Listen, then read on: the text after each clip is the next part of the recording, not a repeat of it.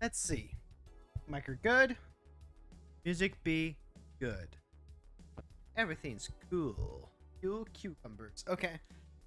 Which means gotta warm up. Crack those knuckles. Crack the knuckles. Hold out your palms. Stretch those arms out. The thing that my wife always warned me was gonna happen happened. No. No, my bookie. No. No, my book got wet. I knocked over my water. My water tap was open because, like, it's so much effort to have to pop it open. Like, no. Hold on, I gotta go get a towel. Man down! Man down!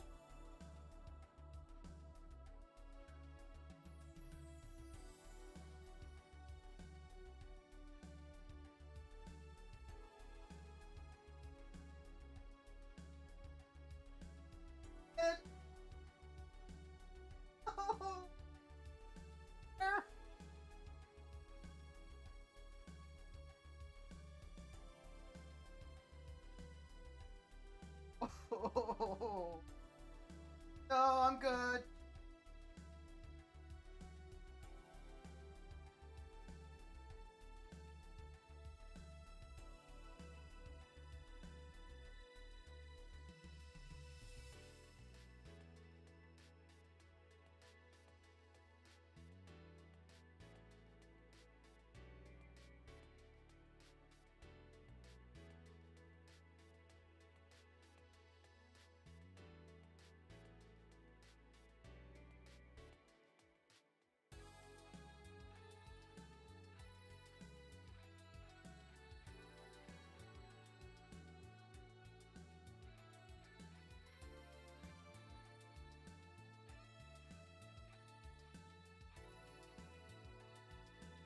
Way to start stream.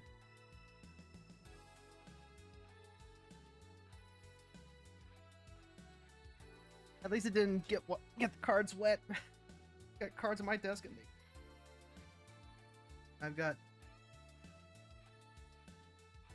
Fortunately, my book has a jacket over it. Like in the paper, looks relatively okay. Wire damage.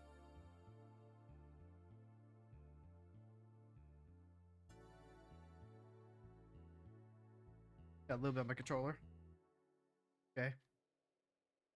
Well, now we know the danger of leaving your water bottles uncapped for convenience. Huh, chat? Fortunately, that means that I might not be drinking as. I get so thirsty. I get so thirsty, chat.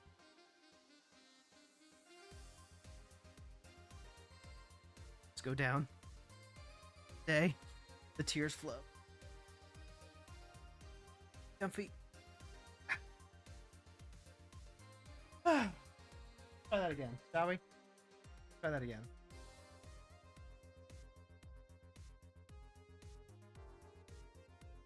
We drink less. If we drink more water, there'll be less to spill. Okay, that fixes everything. Alright, let's try this again. Hey there, heroes. My name is Hero Girl. I'm your friendly local neighborhood hero tuber. And I'm here to let you know water's all over. Friendly local neighborhood hero tuber and a professional idea haver. Today is March 24th, Tuesday, 2026. What's that? Talking to me? Talking to me, husband? No? Okay. Okay. Today's professional idea. Why do they make Tupperware bottles with so hard to pop open? Don't they know that, like, neurodivergent girlies need less barriers in order to stay hydrated, not more?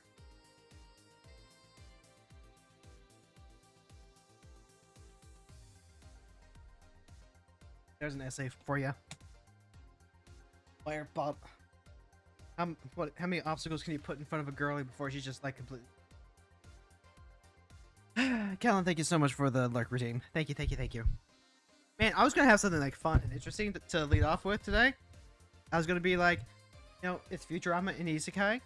At what point does a harem anime become a polyamory anime? But nope, Water just completely knocked that off. So maybe we'll save that for the Lucky, thank you so much for the 100 bits. Thank you. Oh, nothing else. Nothing else. I know that you guys have my back.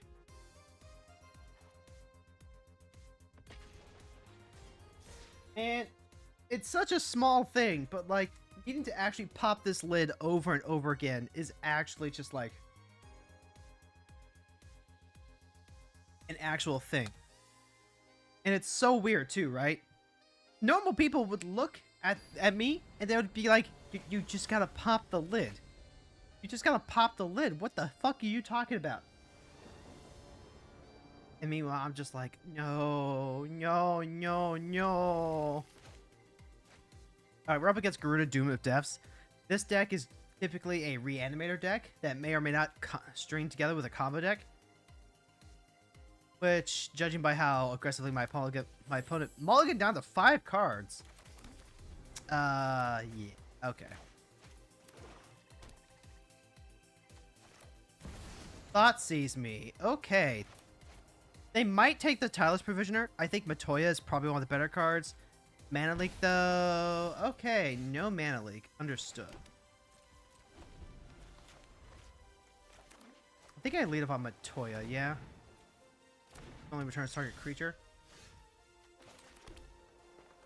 Let's see. I can lead off with Galadriel. Galadriel dies. I think what I want to do is I want to lead off on Provisioner, actually. And then we'll start piping up with Galadriel. Scoot Swarm. Now that's interesting. I don't think I played the Scoot just yet. It says return target creature to its owner's hand. So if I do that with Boya, then I'm feeling pretty good. Scry to reveal the top card. If it's a creature card, draw that. I think I want the Wash Away next turn. That one.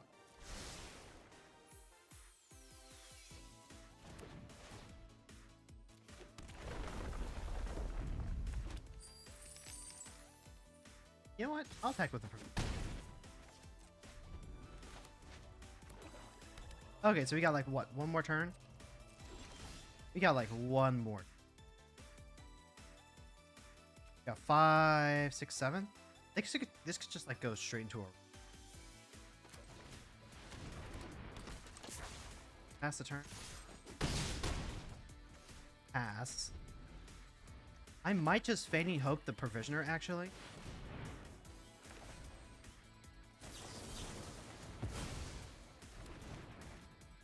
I might just Fading Hope the Provisioner. That lets me get Scries for Galadriel and Matoya. Then we're like ready to play Scoot Swarm. Start making more copies of Scoot Swarm. The opponent scooped after like one counterspell.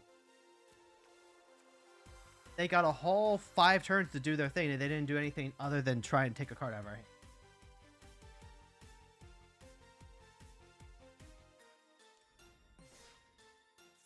Girlfriend, I could totally see as a polyamory anime. Most harems are all the love interest competing to be the sole significant part of the other protagonist. See, that's kind of what I'm saying, though, right?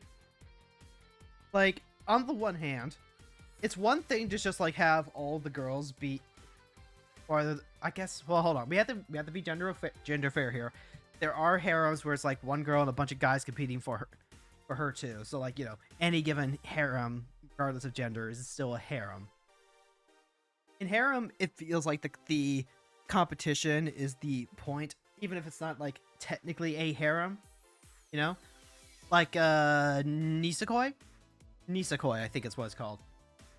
That one with Chitoge and Haru and a couple of the other girls, all of them competing for the guy's interest there, and they all like have the keys that could go to a lock and stuff like that.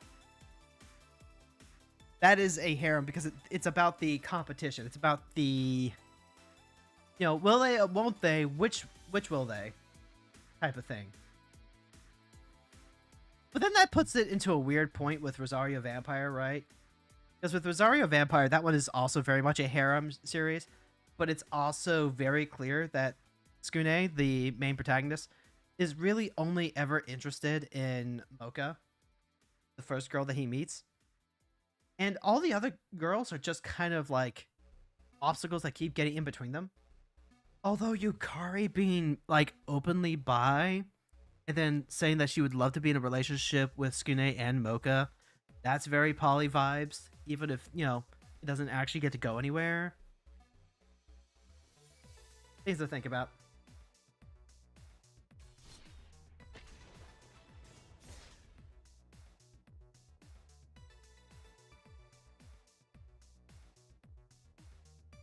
With Girlfriend, it's really just more of like, it's a love story, and it's 4 different love stories where the end result is everyone gets to be happy.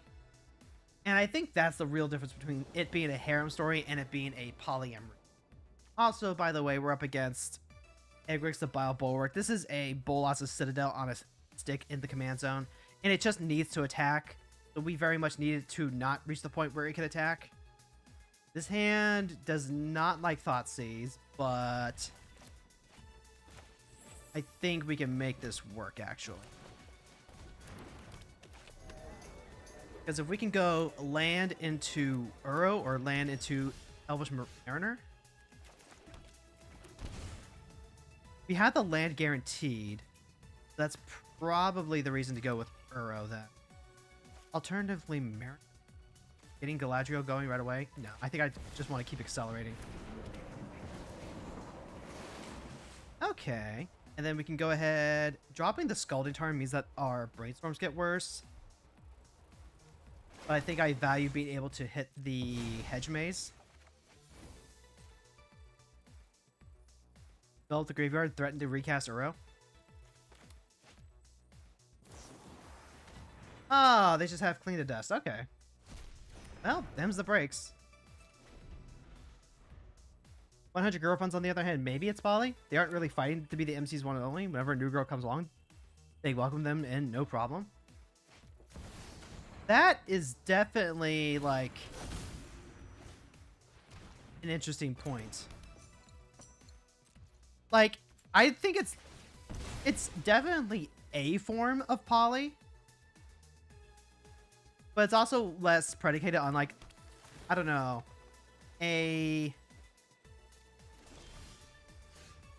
how do I say this? It feels like it's less built on the relation, built on a long-term closed-off relationship. I don't know. It's hard to define, especially in the moment, and I'm not gonna get myself in trouble by trying to define it now. Go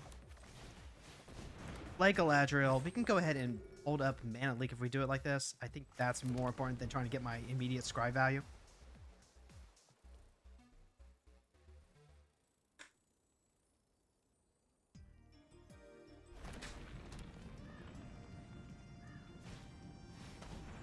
Plus 100 Girlfriends is obviously a parody of harem anime. That might very well be the case, actually.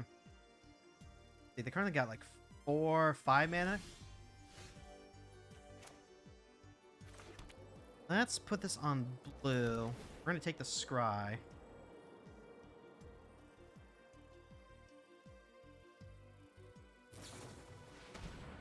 Yep. Okay, so we're gonna go ahead and that does mean that they get to just like cast their commander and use it like bait. I'm sorry if I like that. We know what we're about.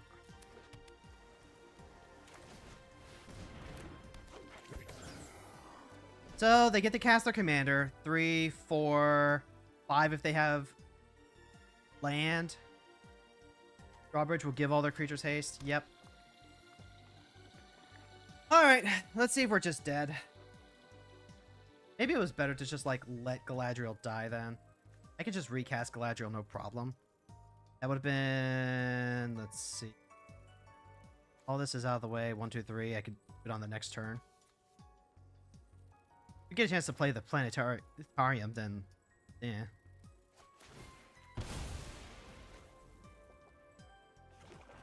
Yep. They go ahead. They cast a commander. They get to attack with it. Doesn't matter. We're just hoping that they, like, hit a land. Nope. They can just hit us.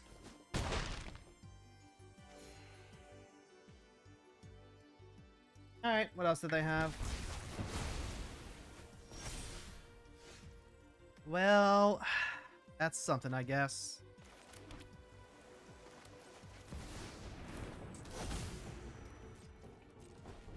They get to do it again. Whenever you scry surveil, look at the top card. You may cast that card without paying its mana cost. Do this only once each. Yep, and then they get to do it. I should have, like, done this beforehand. Whoops.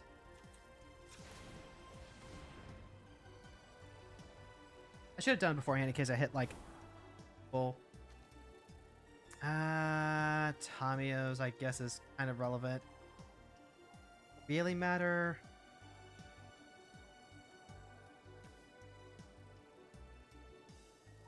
Really?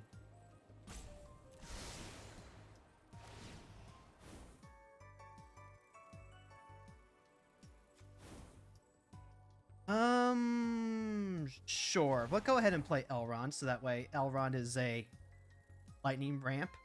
Bolt. They have to have removal for Elrond now. Like, they still get the actual Bolas effect. But now it's slowed down just a tad.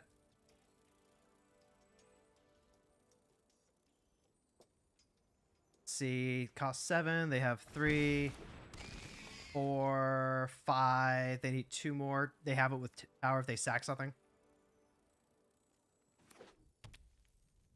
There's our land. There's Vraska.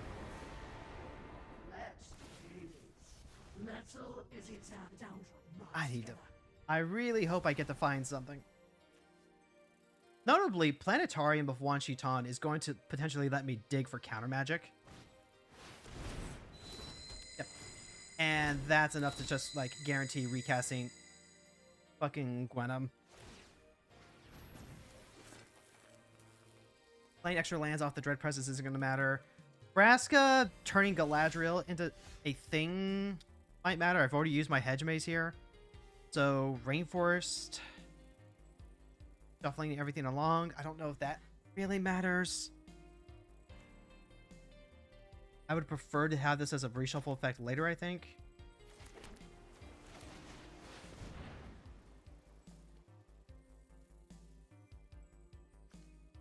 Cast that card without paying it.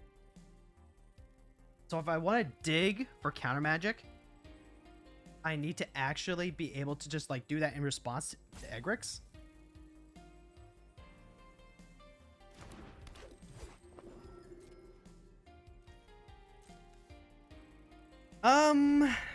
This one's looking dodgy. Like, if I were them, I would very easily just, like, use Vraska, yep. Target creature becomes an artifact creature. Yep, you got it. So then we just use Galadriel to help pay for the planetarium. Or maybe even just, like, use Galadriel to help pay for Galadriel.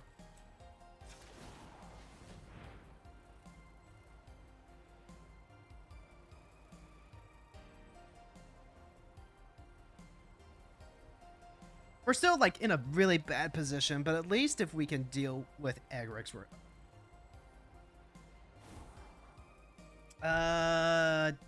Greyhaven or Elves is not it. This is, like, the first time I've actually had a chance to play with the planetarium, too.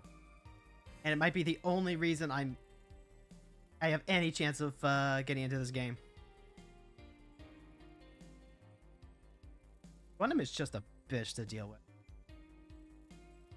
At least for decks that, you know, aren't packing the Removal Suite to keep her in check. I mean,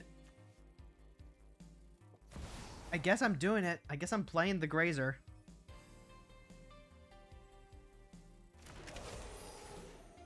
You know what? I'm gonna leave that land in my hand for brainstorm purposes. Yep, they go ahead, they attack.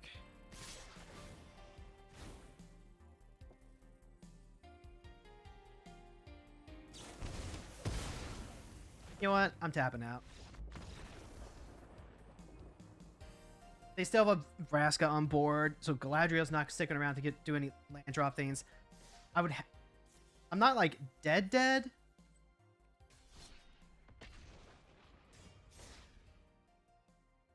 But like, I'm having a hard time thinking what my top end would be that would actually like pull me back from that.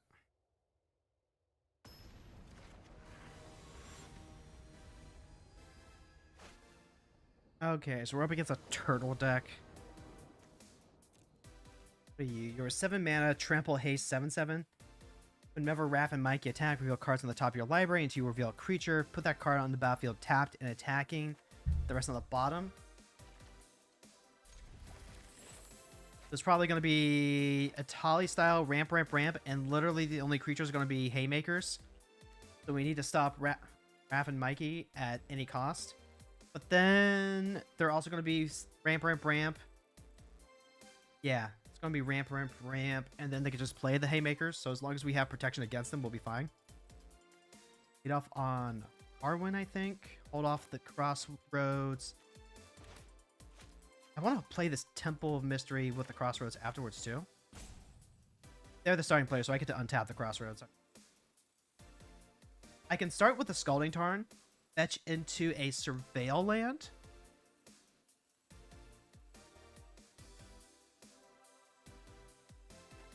That would help me guarantee a second colored source, which would let me hold on to Mystery and Crossroads. Or at least that's the hope. Scoot Swarm's not a bad one. Okay. Pass without doing anything. Or they're a second main phase hipster. Okay, no, they aren't just going straight through the end step. Perfect.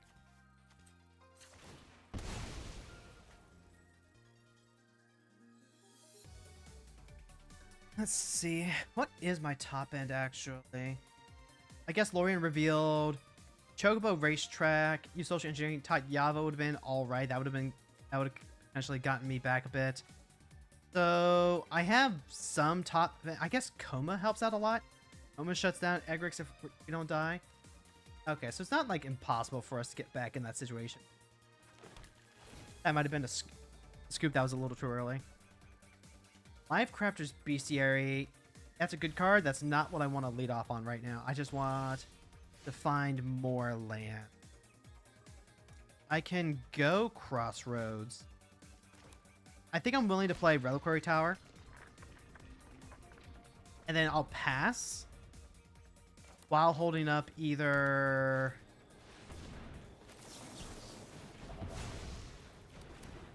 of these. Breeding Pool. That's kind of what I want to see. Now the question is just, am I playing Breeding Pool and then running out Galadriel immediately? Or am I playing out Breeding Pool while holding up like a Mana Leak? I think the answer is I'm playing Mana Leak tap. I'm playing Mana Leak probably this turn. Then we're going into Galadriel ramp. And we're doing this just to slow them down on tempo. Perfect.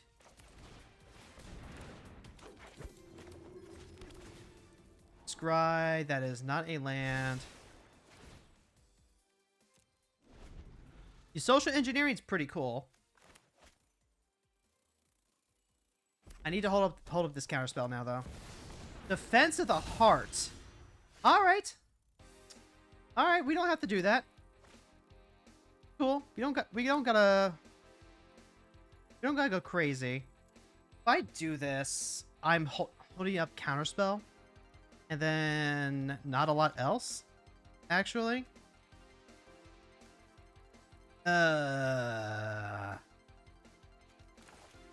Let's go ahead. We'll put this on blue.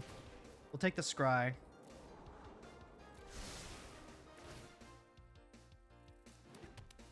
And then go combat. Yeah, go combat, attack in for 3, pass the turn. I would like to channel this Kami for some extra lands.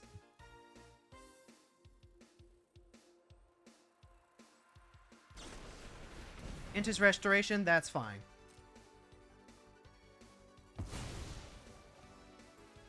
I countered 2 sources of ramp because them just like hitting the big ramp numbers is what's going to enable them to just like cast stuff, and I needed the tempo.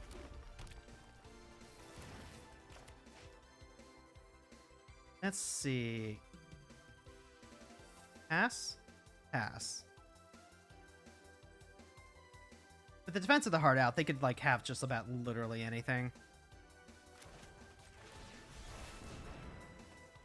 This would be their opportunity to bolt Galadriel if they wanted, but I can just recast her. Okay. Works for me. We're not going to get any landfall triggers out of this. But I am going to play out Arwen. That way we have just like 2 creatures that can go really big. I've got 5 mana available. I can play Jace, but I can't hold Jace and counterspell up, which is unfortunate.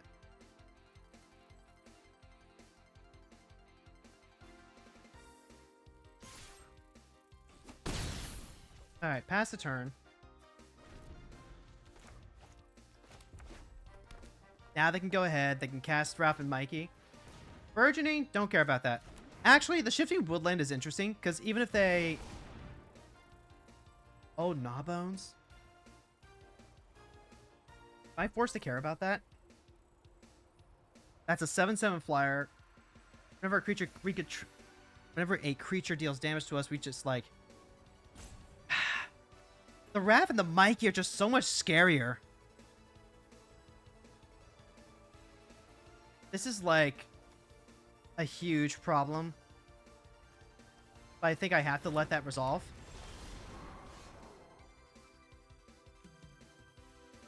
Let's play that out. And then let's kick Jace.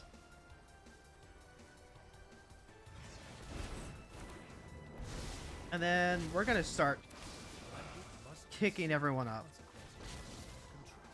Voyage's End is huge. Draw a card and reveal it. Remove a number of counters. Okay. Draw a card and reveal.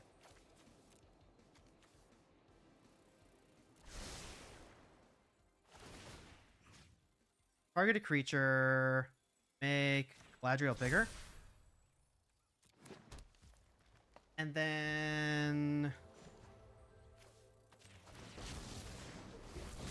we'll let that be the deciding factor. So either they can cast Raph and Mikey, and then we can, like, bounce Raph and Mikey, or we counter Raph and Mikey. Yeah, we're going to counter Raph and Mikey, I think. Because they can't just recast it right away. And then we can just, like, stop Raph and Mikey from attacking next turn, even if they get a bunch of treasures. Yeah, because they have to hit us, so that way Jace and Jace get to just, like, do things forever.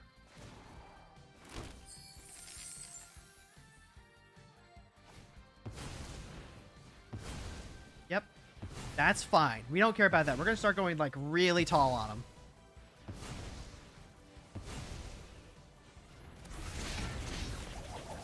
Wall of Runes would be a way to trigger their stupid Defense of the Heart. Let's start ticking these guys up. Ooh, Psych Rift is really good here. Psych Rift would actually be, like, amazing top deck.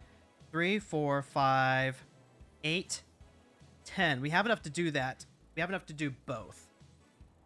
So I'm probably going to have to give up 1 Jace. I'm probably going to have to give up 1 Jace. That's fine by me. I could even Besage you, actually. If I were to Besage and get rid of that defensive heart, Scoot Swarm starts going crazy.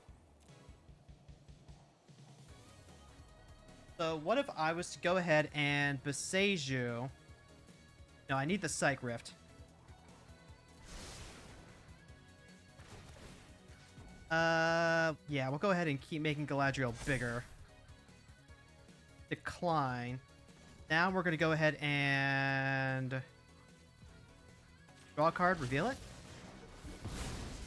Goodbye, Jace. Yep. And then pass the turn. The Psych Rift does mean that the defensive heart also gets bounced. That's pretty big. No attacks, pass. We're going to go into their combat.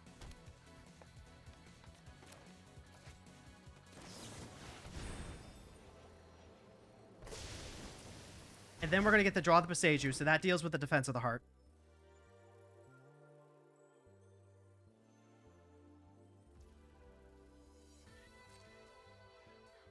They have 5, 6, 7, 8, 9, 10. Okay, so they're going to cast Old Gnaw. That's fine. We don't care about Old Gnaw Bones. Purging? Yeah, that's fine. Now we can go ahead and we can start getting our game plan going. Because we want to hold this voyage. Again, deal with Mikey.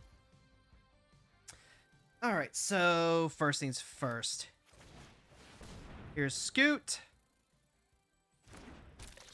Here is... This would leave us with one open. Yeah, this would leave us with one open. So let's go ahead and warp it into play.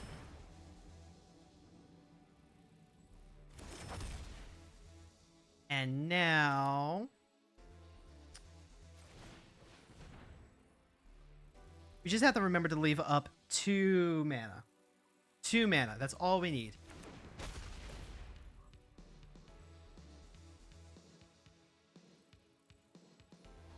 Oh, Land Where Elf is not what we...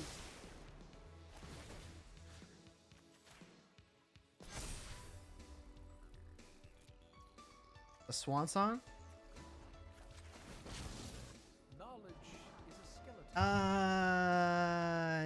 Neither of those are what we want.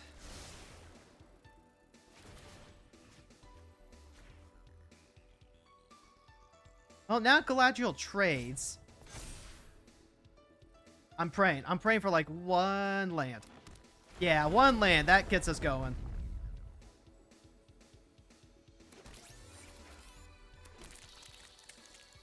And then we already have the voyages, so pass the turn.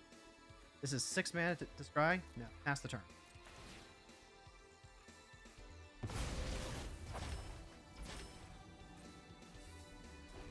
Like, if Old Gnawbone wants to hit me, Old Gnawbone can hit me.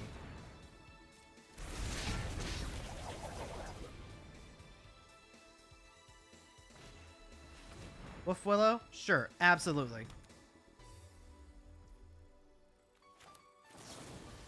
Go ahead, bounce Raph and Mikey. Now we get a land. That's what you love to see. Now we can go ahead, put on Galadriel. Galadriel's big enough to start smacking back.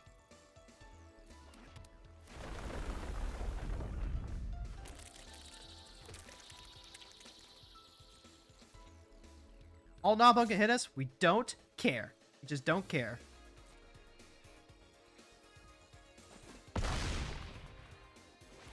We're going to crack back for so much damage.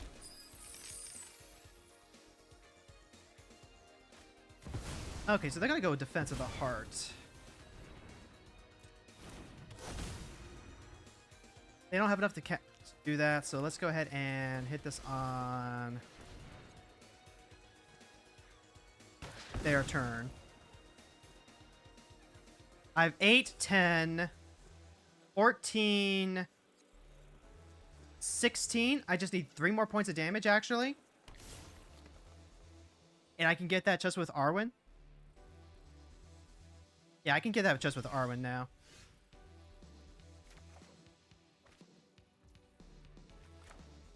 Yeah.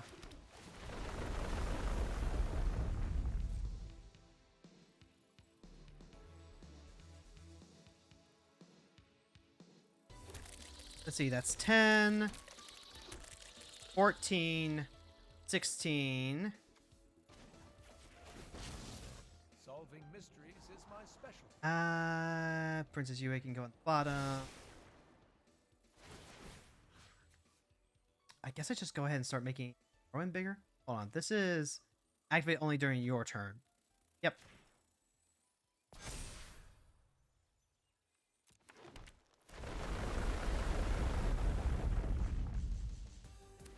So I need to be able to do this 2 more times.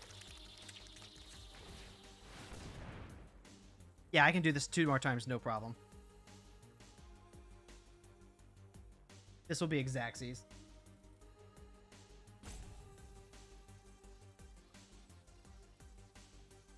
It doesn't even matter if we just like hit nothing but, even if we hit nothing but lands. Like, we got it. That's GG's. Oh, that was a really good one too.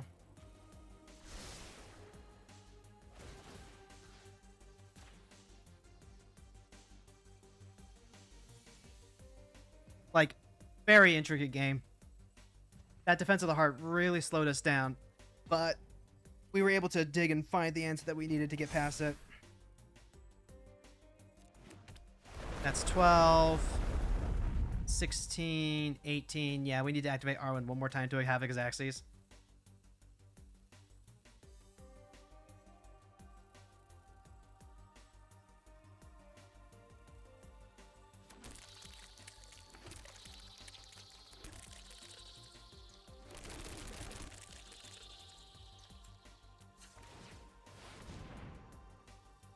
Yeah, it's just enough.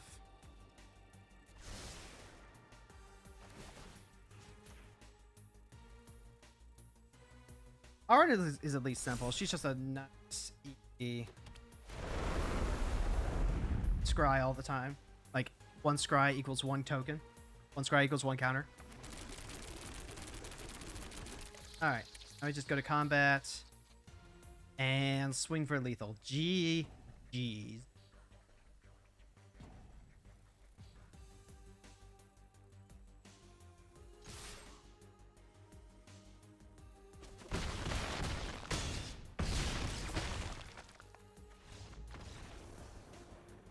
Phew! Really, really close one, too.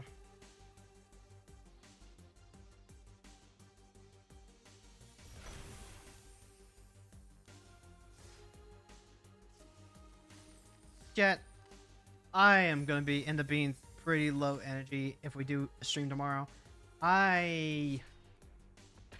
Even just like aside from having therapy tomorrow, both my husband and my wife have colds again. In fact, my husband had to take the day off and he's out of sick days. So, like, that's no bueno on our end. And then on top of that, there is the telltale signs, the eye too, and coming down with le code. I am doing the sneezing. Okay. I am prepared for this to get worse as the week goes on. Trying to drink as many fluids as I can. And I'm trying to take it easy, but there is a bare minimum amount of work that I need to take care of, which is going to include shopping tonight. Probably going to have to mask up before I head out, just so I don't spread it to anyone else. So if we end up chilling out for the rest of the week, well, now you know why. Barrel Chief of Compliance. This is... we get to go first. If we get turn 1 Galadriel, I think we're good. We do have to watch out for old-fashioned Harbinger of the Sea, though. Opponent aggressively mulliganing. That's a very... Oh, no. They were on the treasure trove deck. They were on the treasure trove deck. Yep, okay. What is it where, like, I've been seeing more barrel treasure hunt decks? See, this is one of those confirmation biases that I was talking about last year. Like, ah, man, I showcased the treasure trove deck the other, a while back. Surely, because I'm seeing more treasure trove decks, it's because of my influence. That's confirmation. You don't know that that's why things are the way.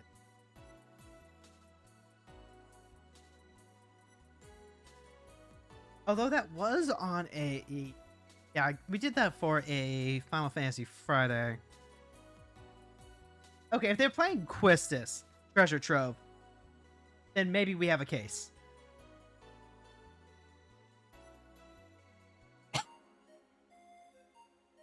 Unless they... Let's see. If they have Cavern of Souls, we're fucked kind of regardless. Otherwise, I think we're fine. Mikey and Leo, Chaos and Order.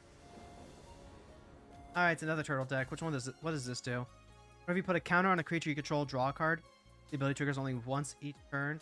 So it's going to be a Hardened Scales deck. This is close.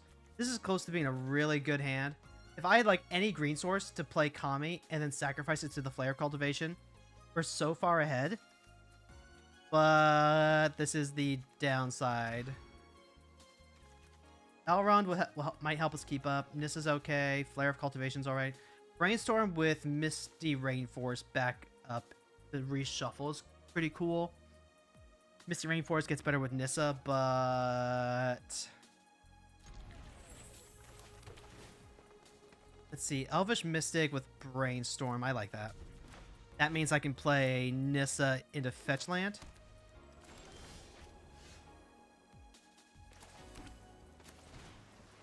I can also just turn the Elvish Mystic into a Flare of Cultivation, though.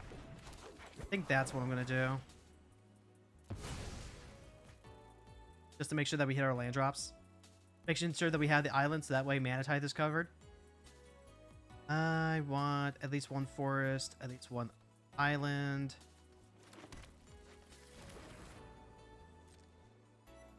Let's see. I don't have anything to scry with just yet. So this probably is going to be a Nissa into Rainforest, makes 2 mana, goes into a third. We can drop Galadriel. Aspirant is... as long as we keep Mikey and Leo off, it should be fine.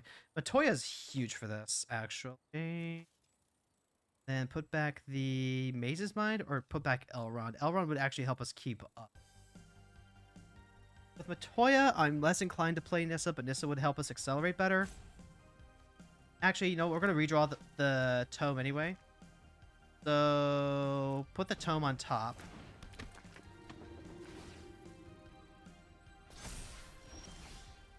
Now we can go... Here's Nissa. Actually, am I playing Matoya first?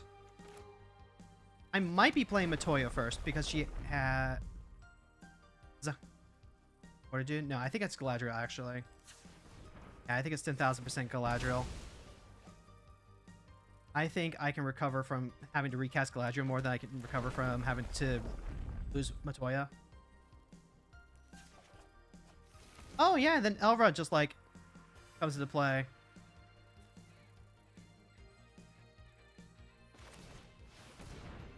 Yeah, we'll drop Galadriel. I forgot that Nissa was going to draw me a card. Alright, so they probably play Turtles. They probably draw a card. Maybe they Swords, Nissa or Galadriel. But Galadriel's going to come back next turn kind of regardless. This does mean that they can just, like, kind of crash in. Ooh, are they willing to go for it? I'm actually going to let them hit. I'm going to make them use actual removal to deal with these problems. They can't just get one for free. Scoot Swarm? Scoot Swarm. Scoot Swarm is almost pretty good, right? So then let's go... Here's Nissa. We'll start making some blue. Here's Elrond. Elrond, start making guys. Scoot Swarm digging into the ground would actually be pretty good. Would love to see another land. Hey, that's what we want. That's what we want. Oh, and then we can actually... I think it's actually going to be more important to go ahead and drop Scute Swarm now. Because we have enough lands that if we hit a land off the top and they just don't have a way to, like, deal with the Scute Swarm, Storm pops off and we have another hit with Land War. Let's see. Let's go ahead and make Scute Swarm legendary. Wait, no, that's bad. Shit.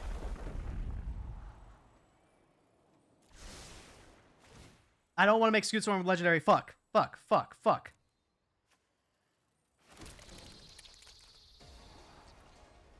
Oh, wait. No, they're not legendary. That doesn't matter. Okay. You. That's,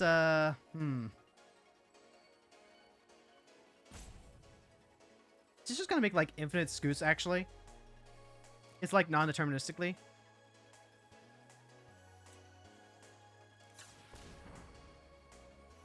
And now I get the Scry 3. Ooh, you'll love to see that.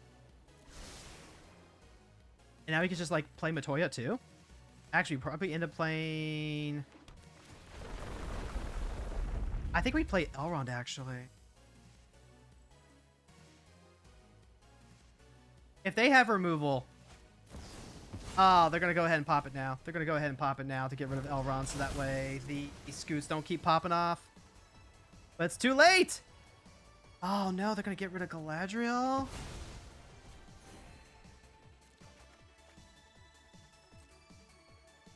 They got rid of Galadriel.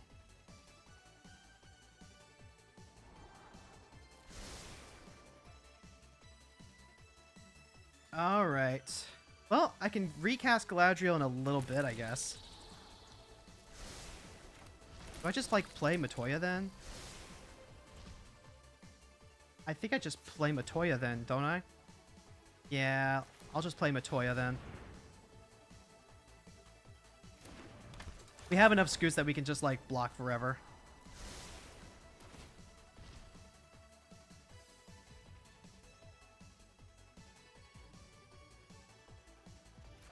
We're gonna have, like, a hell of a turn next turn, though. You know what?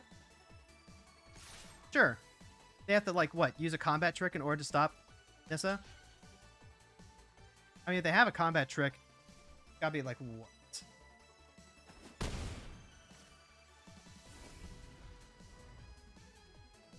No combat trick. But, like, oh my god, we're just so far ahead. Like, yeah, we'll go ahead. We'll play Galadriel next turn. Yeah, no problem, bro. Oh, Day of Judgment? Boo. Boo. Why are you playing Day of Judgment in a creature deck? Boo.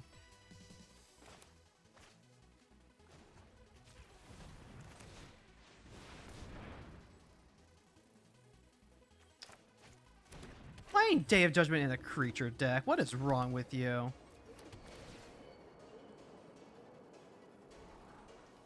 Chocobo Racetrack is cool, but we'll get there later.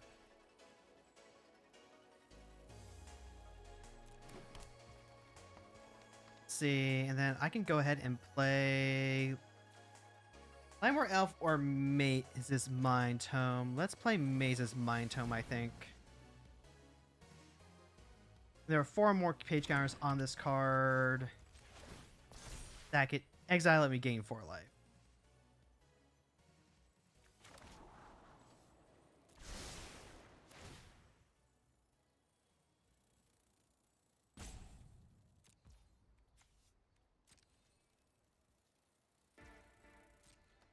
Why are they playing... I still don't understand why they're playing Wrath in a creature deck.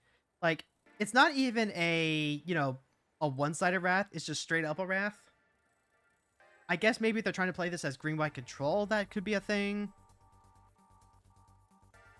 Root class, haste, creature power, toughness. We can level that up and, like, hit him with the Rumble Arena. That's a thing that we could do. It would be, what, 6, 7, 8? 3, 6...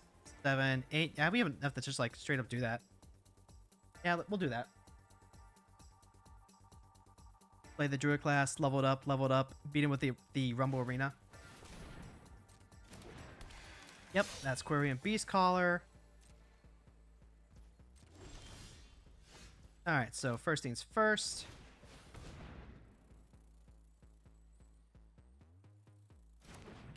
Let's go ahead and level it up. Level it up. And I'm still going to have a way to... Let's see, yeah, I'm still going to be able to use Tamio.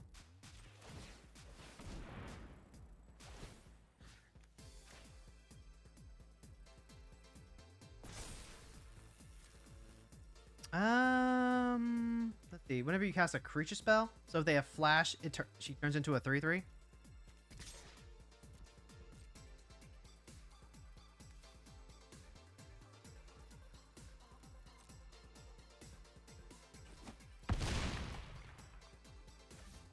Pass turn. Enlightened Tutor. Don't like that. Lets them search for any enchantment or artifact. I don't think they want to grab the Scale Bond. It's probably just going to be like, what, an Oblivion Ring? I guess I could grab like any artifact, so they could grab like an Artifact Wrath card?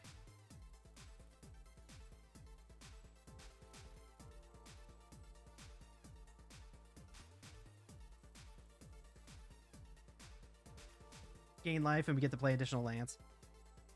Honestly, 8 mana for a 10/10 is pretty good. 10/10 with Vigilance even. Oh, they're just gonna grab Arcane Signet? Are they that stuck on for green mana?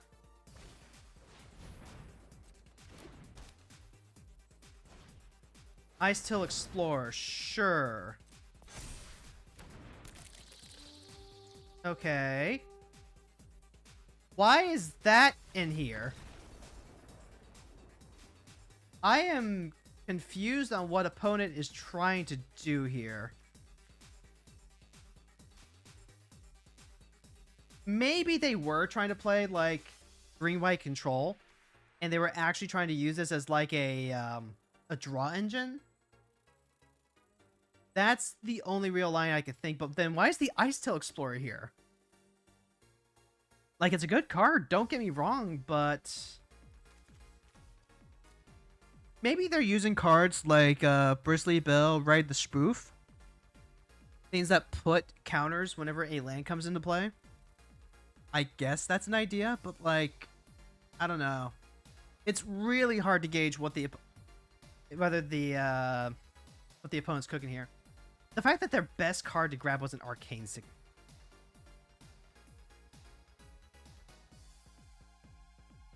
Also, hi, Fron. Hope work was okay. Let's see. Let's open some booster packs. Alright, there's another turtle pack, whatever. I did not get around to crafting the food chain that got banned out of Historic, so I do not get free food chain. But I also don't really ever play food chain combos, so no real concerns there. It's like lost value, yeah, but eh. Double Quarry Steel. What am I missing from Dragonstorm?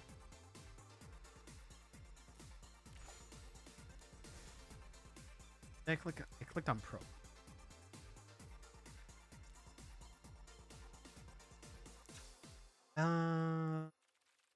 Show me the not collected.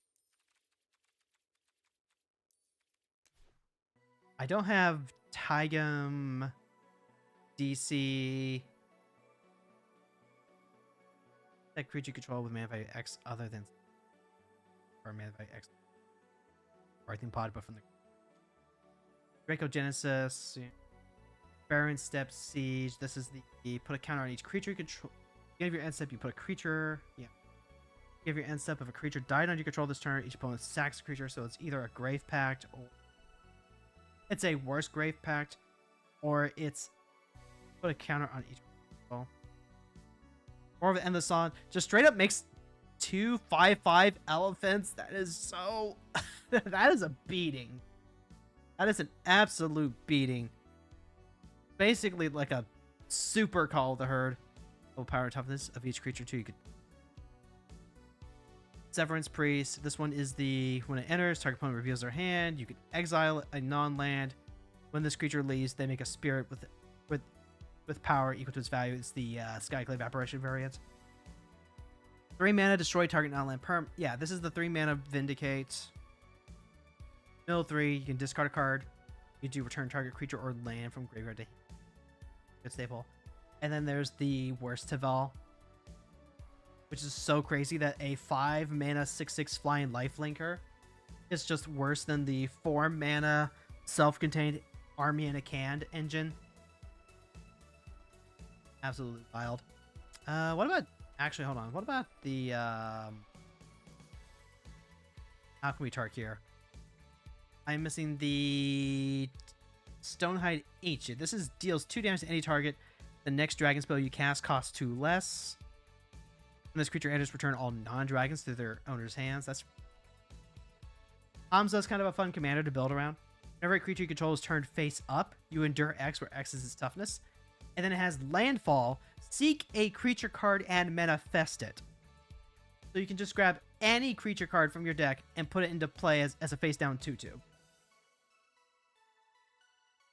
Now it's Seek, so you don't get a choice. But does that really matter? You can just fill your deck with like a ton of Cloud Shift effects to turn that Ulamog you flooped into play face up, and then just have Ulamog. And then Lamb, Stormcrane Elder. This card is kind of cool. I've seen this as a mono-white control deck.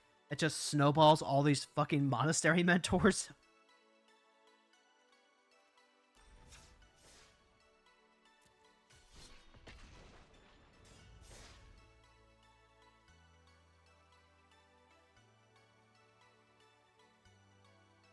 Today wasn't a blue-green day. I was going to play some Kalia.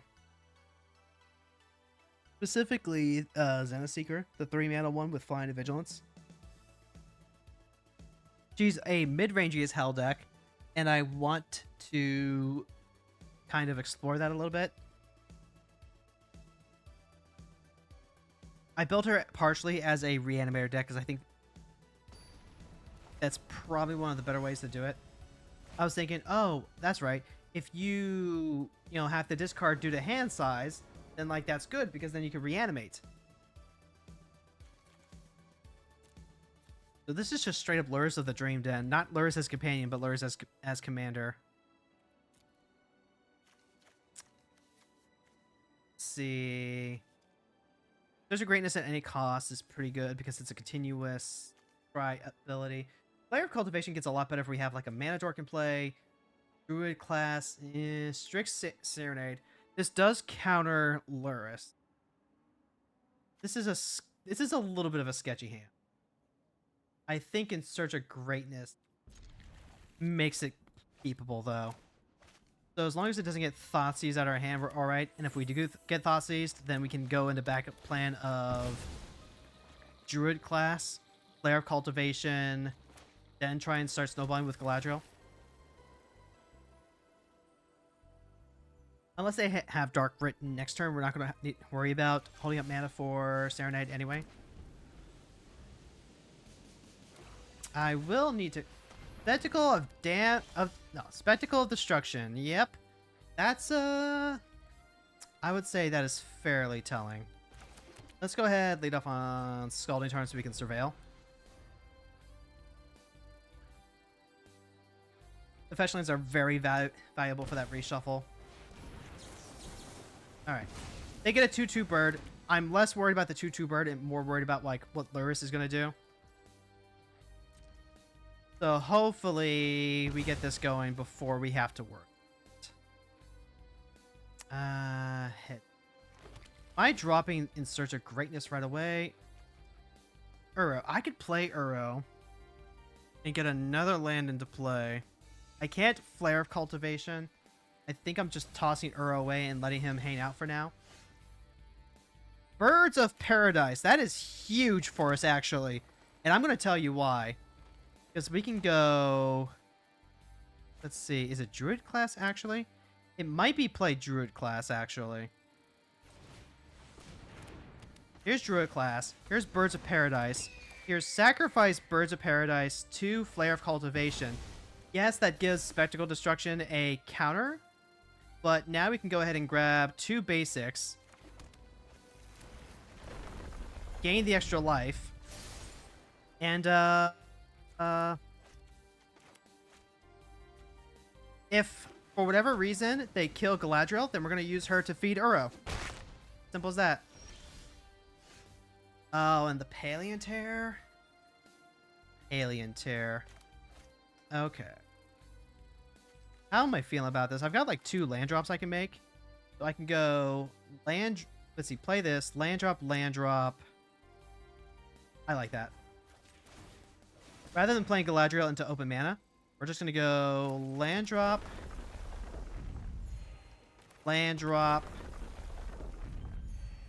into Orb. Orb is going to feed Uro.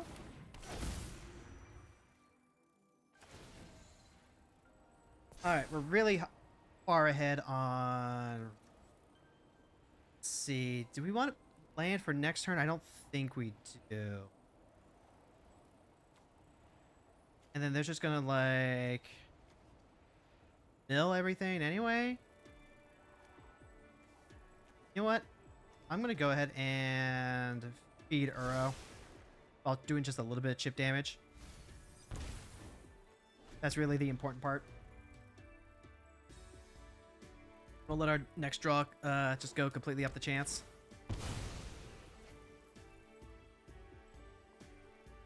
Okay, so Galadriel, Grotto, triggers.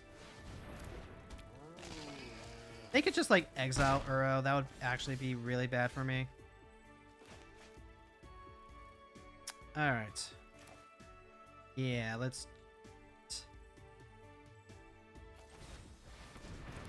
Well, there's Galadriel. There's land drop 1. We get the scry. That is not a land, so put that back. Lost Isle is right. Snow-covered forest.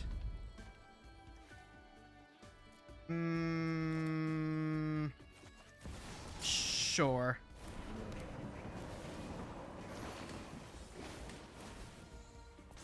Alright, now we're gonna do it again.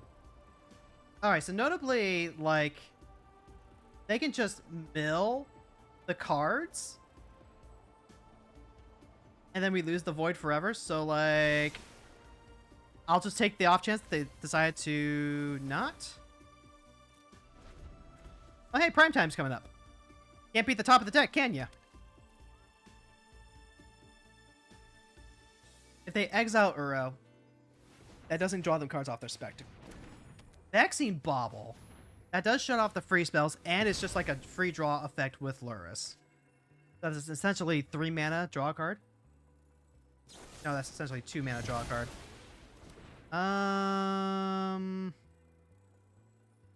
You know what? With Uro currently being on board, I don't really feel a need to just, like, drop Galadriel. I am going to go ahead and drop both of these enchantments with a primetime, maybe.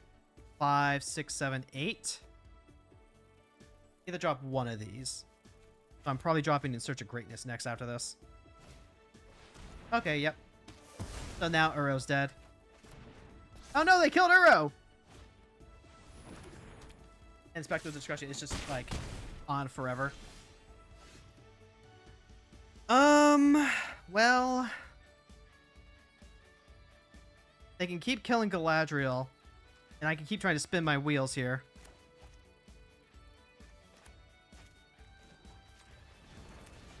Let's go ahead and drop Galadriel. Let's drop this, so that way we have a way to just, like, reload sooner rather than later.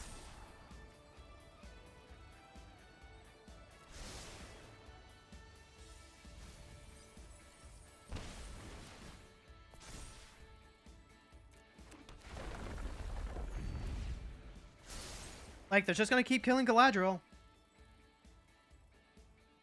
And I have to live with that. We're gonna keep trying to, like, build everything else out around Galadriel, too. At some point, we have ways to just, like, reshuffle stuff back, too. They can't reanimate Uro. That's, like, one of the saving graces. So we can replay Uro next turn. Like this, creature destroy target artifact or enchantment. So that goes my orb. Sure. They can't attack with Luris.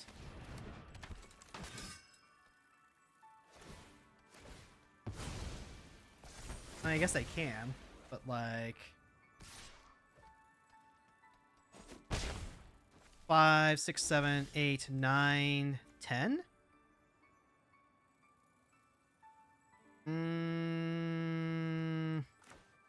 Sam, hey, thank you so much for stopping by. Let's go ahead and do it like this, shall we?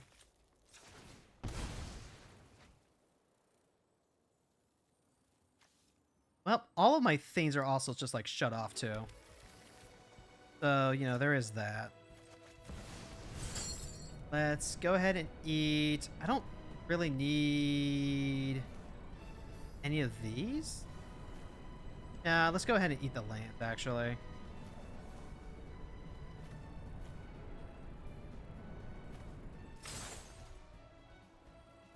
We'll go ahead, we'll drop the Uro, we'll go ahead, we'll drop the prime time, and we're just gonna, like, try and brute force this.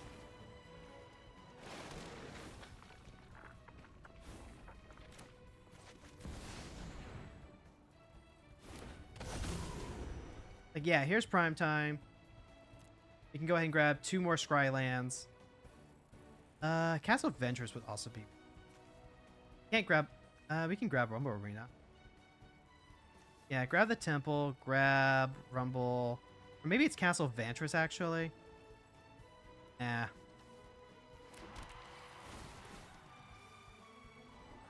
That is not a land.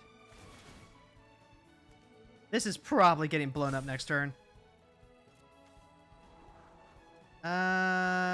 Rex Sage.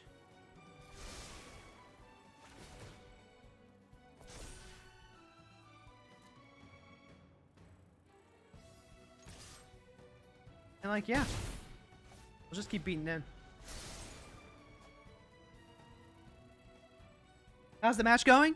Depends on how you mean by going. Because, like, we are kind of in a matchup of all time where we are trying very hard to actually just, like, beat our opponent down. Sheltered by Ghosts. Okay, so that gets rid of, like, Uro. No, I feel like you want to exile Uro, because then if, like, Luris goes away, then it's just gone forever, right? Oh, okay, yep, and then they're going to pop the Lost Isle Calling before Calling has a chance to actually do anything. And then this is remove 4 foil counters, return a creature. This is basically Death and Taxes, is what it is. Well, now we have, like, a negate, so that is something. No reason for us to not attack, right?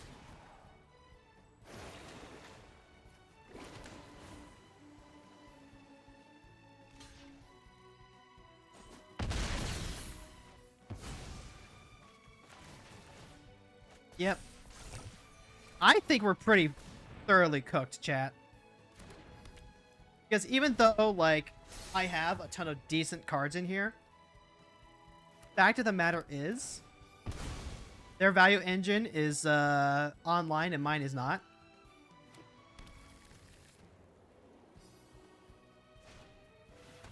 Yep, Westfold Rider. I'm doing this just to, like, try and keep them from building something up, but goddamn.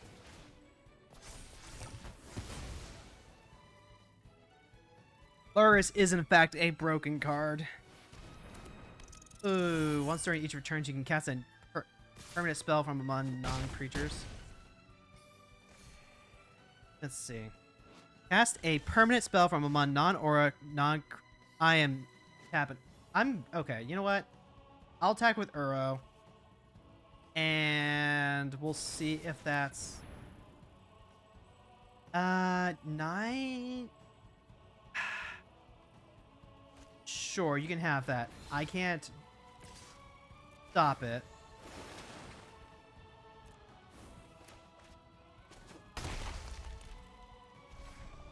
Alright, pass the turn. Cast a permanent spell from among non-aura, non-creature cards in your graveyard. If you do, perpetually becomes a 2/1 rat in addition to its other types. Yep, they can just hard cast Troll. That's gonna be a game ender. And it even just, like, blocks Uro really nicely.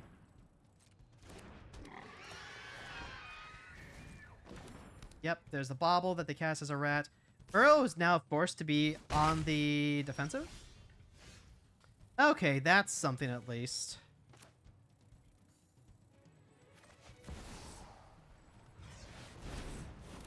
I would love to use my colored list sources to pay for the kicker Ottoman Tapper. At least I look like I know what I'm doing. Ooh, if you do, you make the Merit Lodge. Whenever you scry, put a counter on.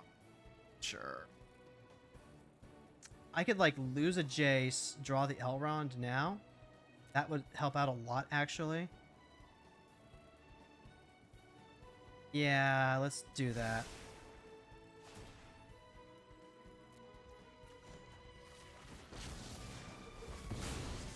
Oh, this is genius. Let's see, this is whenever Merit Lodge or the thing happens. And then... yes. Ah, god damn it. That doesn't quite do what I wanted to do!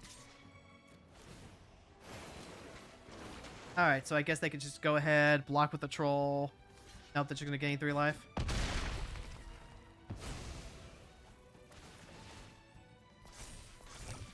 Well.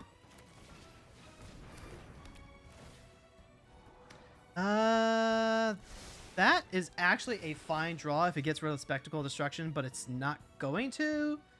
So...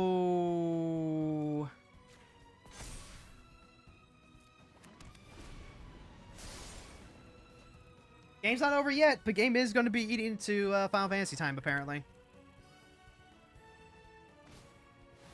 Oh, right. This is whenever Merit Lodge or another snow permit at the beginning of your upkeep, huh?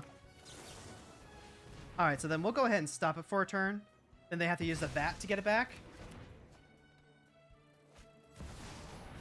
They did. Never mind. They just have Sun Titan to get it back. Motherfucker.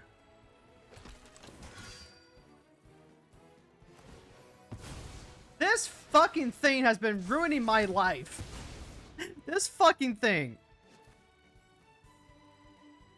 Now the bird can die to Jace, so we lose our Scry power. Hold on. Why are they throwing so much at Jace? Like, the troll already clears out Jace, right?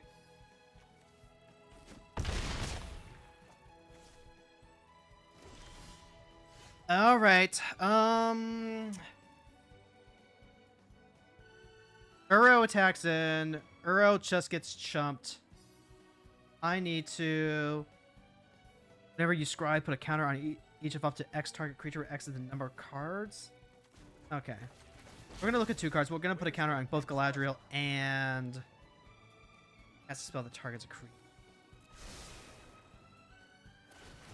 Alright, so 1, 2...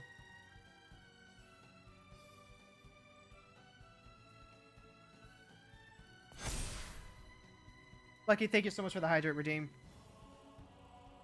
I am unfortunately still leaving bottles untapped. Oh, God. I am just, like, completely out of gas, I think. I attack with Uro. And I'm gonna leave the wall there, I guess.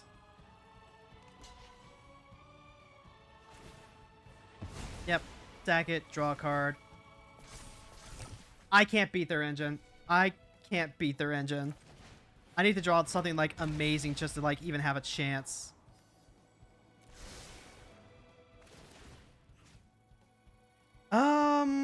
Let's see. Put one on the Wall of Runes, I guess. I'm digging really fucking hard, I'll tell you that much.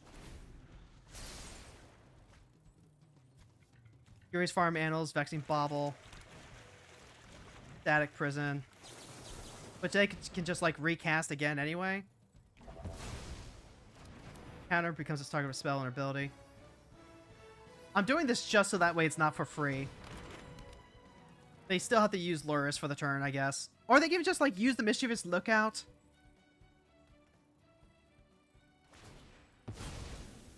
Why would they give us our Titans back, though? Like, that's not insignificant, actually. Maybe this is the, I'm actually going to grab Castle Vantress, so that way we have Scry power now.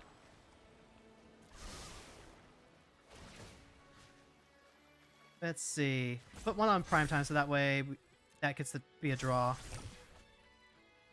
Remember, as long as Elrond is out, anytime that our creatures get targeted, we're going to get a redraw off. Motherfucking Eternal Wanderer. I've made it just in time. Sure. Finish this here and now. That would explain it.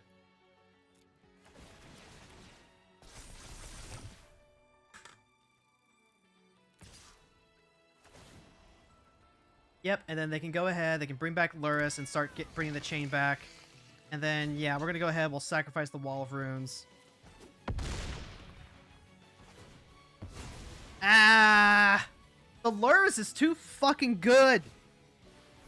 Oh, and right, they just cast the Static Person and get rid of Jace anyway. Alright. Let's go ahead and do this first. Always eat Galadriel. Eat the Wall of Runes.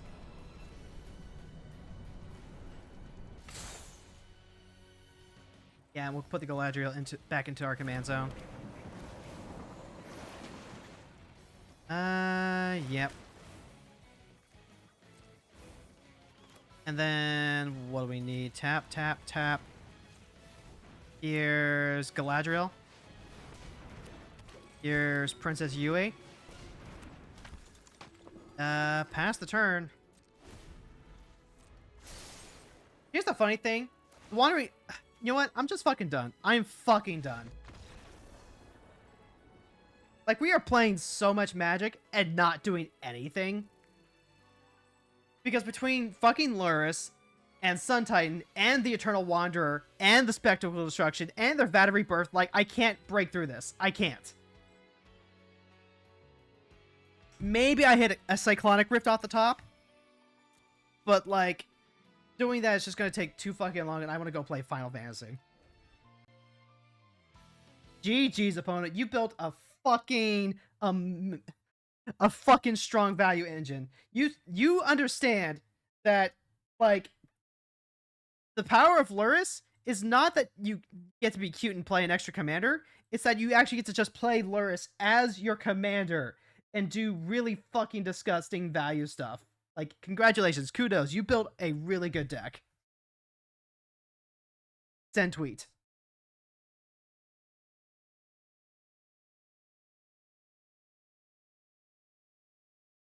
And my deck is not built to beat a deck like that. I built Galadriel specifically to just, like, turbo ramp. And also to try and, like, find literally any of our ridiculous stuff. We didn't find any of our card advantage stuff. We couldn't find Matoya. It wouldn't matter if we found the Planetarium, because Planetarium was gonna get fucking blown up for 2 mana. I'm gonna go double check to see what time the fishing boat is. We're not gonna have time to do it today because it's not gonna start until like the top of the hour, regardless of which hour it is. But I am gonna double check. Now that daylight savings time is no longer a thing here in BC, it's gonna start at the same time every day.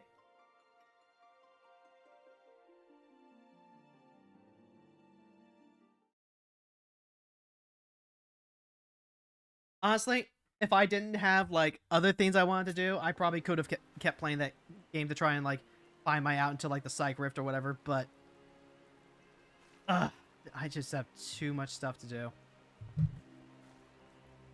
I cannot be chill about it, fortunately.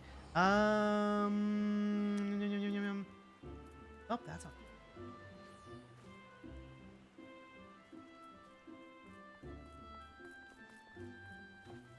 I am not doing that. Double check my inventory real quick. Oh, I have like so little room. Chat, we're gonna have to spend some time actually cleaning up. We have to spend some time cleaning up this sack and like getting rid of all this junk. And the only way to like actually get rid of this junk is to use it up or just sell it. I'm leaning on the point of selling it. Just do that. Have I done the Easter event? I have not done the Easter event.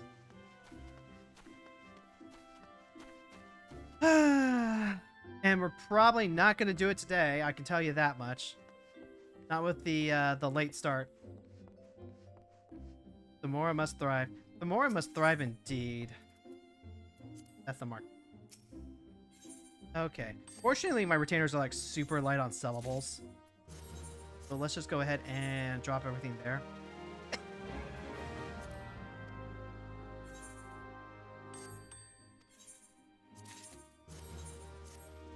Okay. First things first, just double check, make sure there aren't any I need. One of these days, I am just gonna go through. I think after, yeah, it was after Ishgarding Restoration. That's what I was telling myself for. I was holding everything for Ishgarding Restoration to see what I needed, and then everything that I don't need after we do Ishgarding Restoration, I can just sell. Straight up. Now, I am just gonna have to sell all this shit kind of regardless. 7...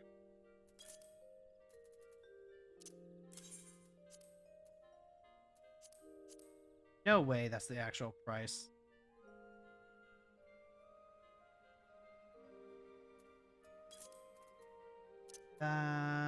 This stuff. The Regis ore is kind of like useless. It's the ore down here that we want to hold on to, this red ore. We're gonna do that. We're gonna put at like 100. Everything is being priced to fucking move. The tree is spruce. That's actually... Oh my...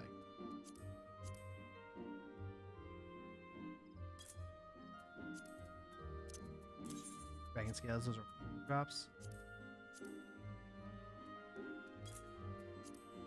Okay, that got us a little space back, but we started using all that up.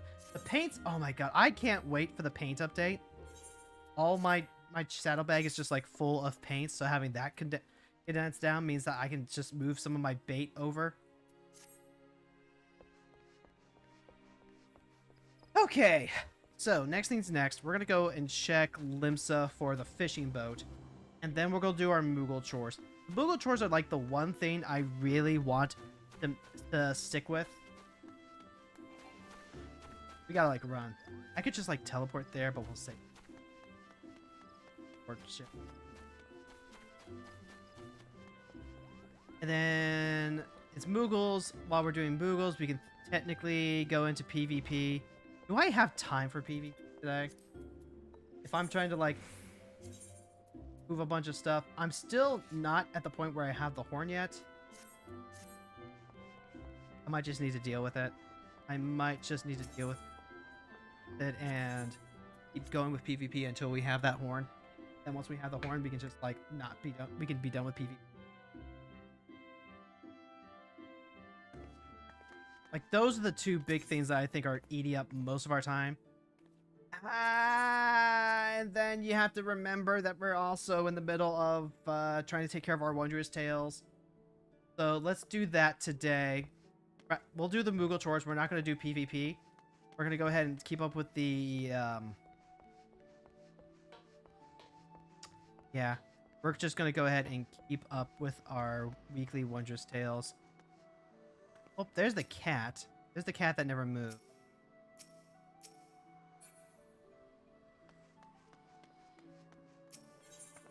It's a very important landmark, you see. Alright, information gathering. What time does the fishing boat leave? Now that the Tombstone event is up, it behooves us to do the ocean fishing.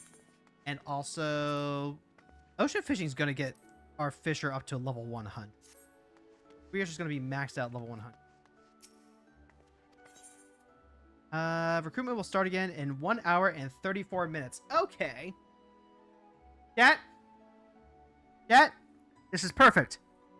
As long as we finish up magic early, we can head on over and start streams with some ocean fishing for when ocean fishing is a thing that we need and or want to do.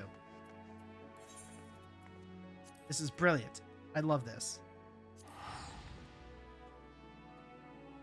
Exactly what we want to be doing. Especially since I want that shark mount. There's a mount that you can get if you get like a certain amount of points. And I've been feeling not disconnected from fishing. I have been missing fishing. Yeah, there we go. Nothing like catching some goatee. Yeah, but can they synchro summon? For those of you who oh my god, I forgot about this. All right, chat. I guess you're gonna get some story today anyway. Trying times. Master Mogson and Terracin are deep in discussion. Lamara, you're back, and at the perfect time. Terracin and I were just discussing how to move forward with the restoration. You're welcome to join us, Kupo. Alright, we're doing that. How kind of you to join us. We were just discussing how to proceed with the restoration. The Mogmenders are ready for a new challenge. I have a mind to set them to work on the plaza's outer wall. And what would a challenge be without an insurmountable obstacle? They lack the strength to even lift the wall's heavy bricks at a foam, let alone stack them on top of each other. Ishgard, we would use levers and pulleys to get the job done, but I'm afraid their design is unfit for Moogle proportions. Short of creating an entirely new system, which is outside the realm of my expertise, the solution to this problem eluded me. That is, until the Master Mogmender himself had a brilliant suggestion. Mogson, if you will? Certainly, Kupo. I propose calling upon the dragons for help. I've seen them grasp vast boulders in their mighty claws. It should be a simple task for them to stack the bricks on top of each other. An ingenious idea, yes? One which fills me with anticipation, for I have never seen a dragon's might put to constructive use. It would seem as well that Mogson already knows who to ask. That's right, Kupo. I happen to count a dragon among my many friends. He's strong, too. Much stronger than any Moogle I've met. Garrison, Tamara, wait here. I'll seek him out straight away. Oh boy. I need to go sandpaper my throat.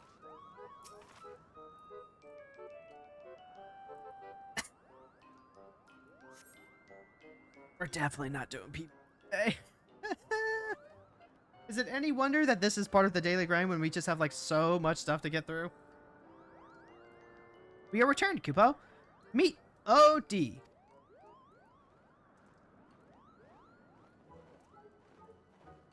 Oh, these ones are... So these are the ones that need a strength? They are so... wingless. Nonetheless, any friend of Mogson's is a friend of mine. I am at your service. By the Fury, if you were not Mogson's friend, I would be trembling in my boots. Oh, D, I was made to believe you could hurl boulders through the skies with but a flick of your powerful claws. Is that true? Of course. Do not think me some weakling. I am a dragon, and the blood of the great worm Hraesvelgar courses through my veins. In just 3 centuries, even the most colossal stone will be as a pebble in my claws.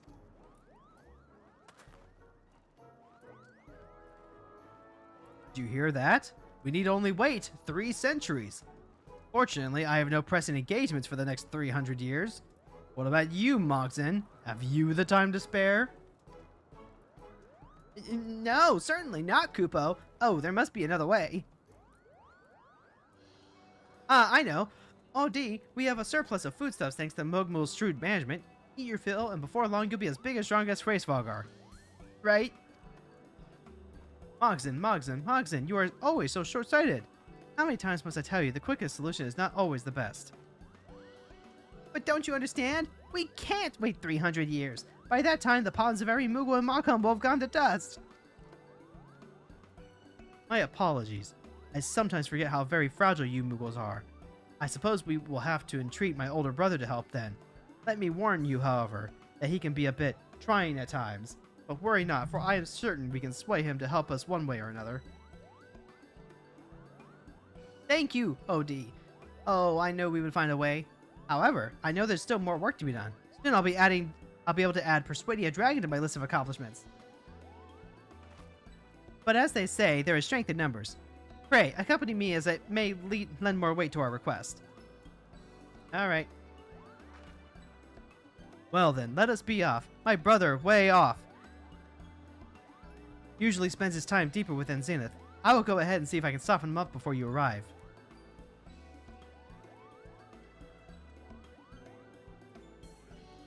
Well, I'm halfway through this bottle. Their strength in numbers. Math books are very heavy. They are. They are so heavy. Alright. Guess I'm, doing this now. Dragons for construction. Honestly, kind of reminds me of the, oh, I can't remember it. The Dragon and the Boy? Not the Dragon and the Boy. Oh, I've already forgotten what it's called. There was a story of a dragon. Child finds a dragon, realizes, man, dragons love berries, and their claws could make farming so much easier. We could like actually live together.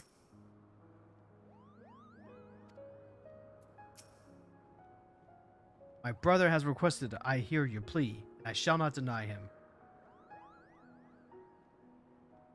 That's more of a waiver. We are grateful for this audience, Kupo. You see, we mean to rebuild the walls of Barles. Alas, our tiny paws can barely grip the massive stones, let alone lift them. That's why we require a dragon strength. Your strength. Ah, yes, we have heard tell of Mughals playing at being stonemasons. This I know.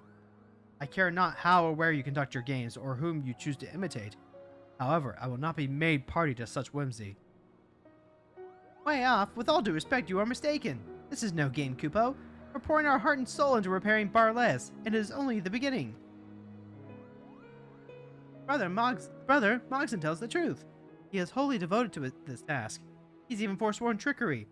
Please, I implore you to give him and his people a chance. One chance, then, to show me the depth of your conviction.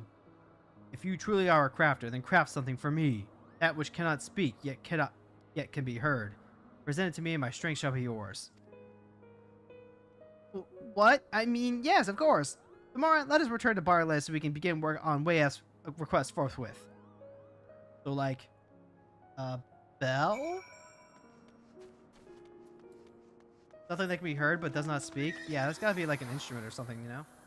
A toot toot toot horn? Something along those lines?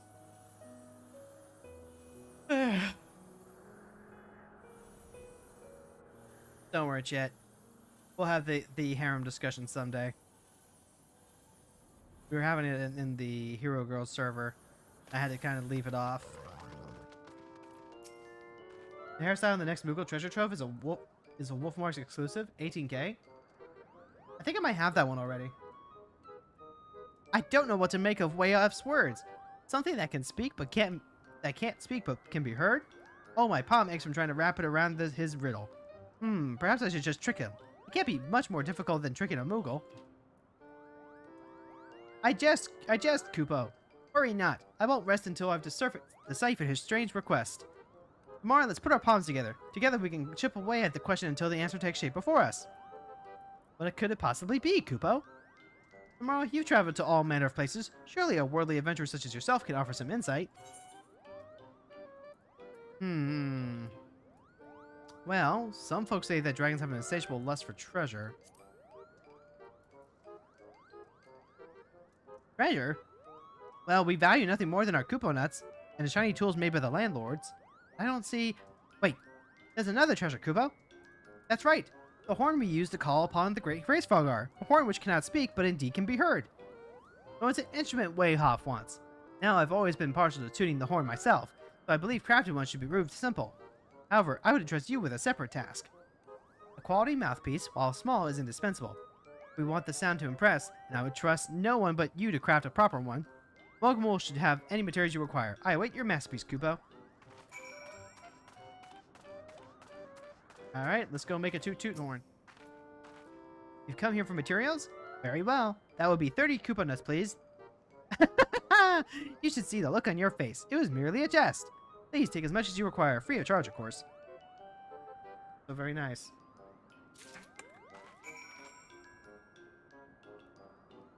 Okay. So, horn component. Then, at least, you know, the fact that it is nice and simple. What? I thought I did that. Did I?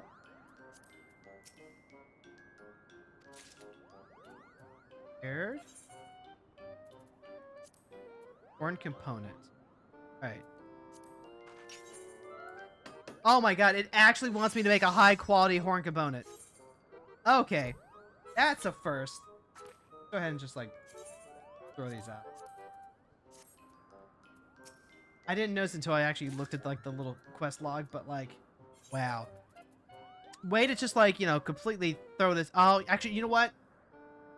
Now it makes sense. Now it makes fucking sense, actually. Because the original crafting quests were kind of like this too.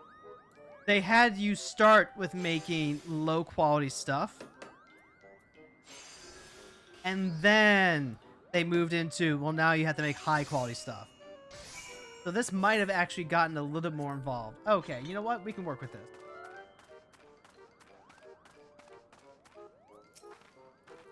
Are you finished, Koopa? I've completed the horn, and all I require is your final flourish.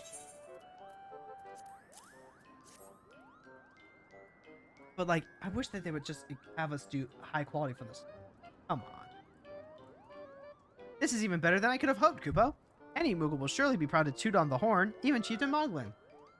Nevertheless, I must take care when applying the final touches. Go on ahead and meet with Old D and his brother. Oh, be close behind, horn and paw. This ended up taking most of the stream.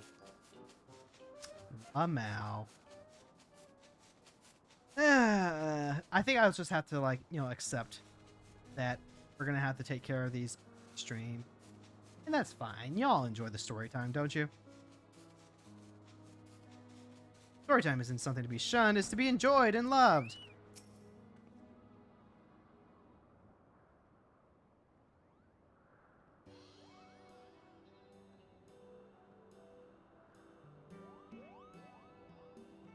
Way off, I thought long and hard on your words, and I brought that which you seek. Behold, a Mogmender masterpiece.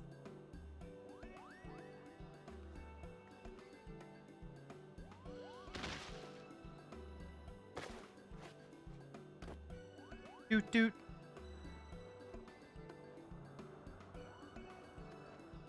Why, that is just a horn. Why would brother want that? Of course a horn cannot... Oh, I see. How clever, Mogzen. And the craftsmanship is even better than we had hoped.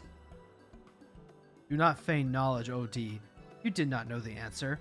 As for you, Mogzen, was this horn truly wrought by your hands? Indeed, Kupo.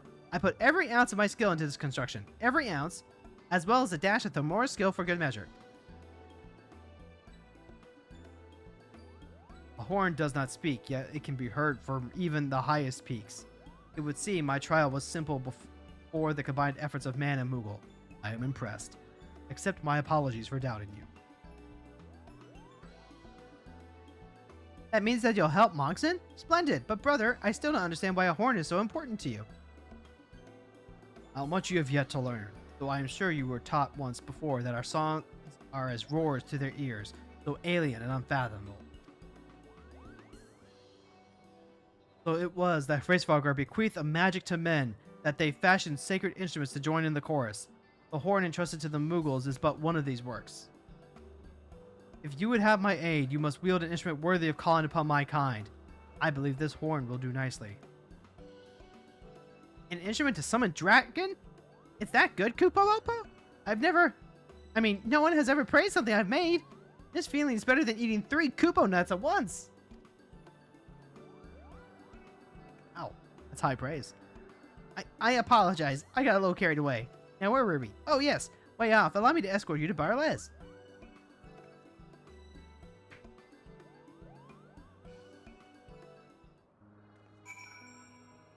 Honestly, that's a cute little deal. Gifting the horn, so that way the horn is the human tool to roar like the dragons, they say. Interesting. Very interesting. Doot. Doot doot.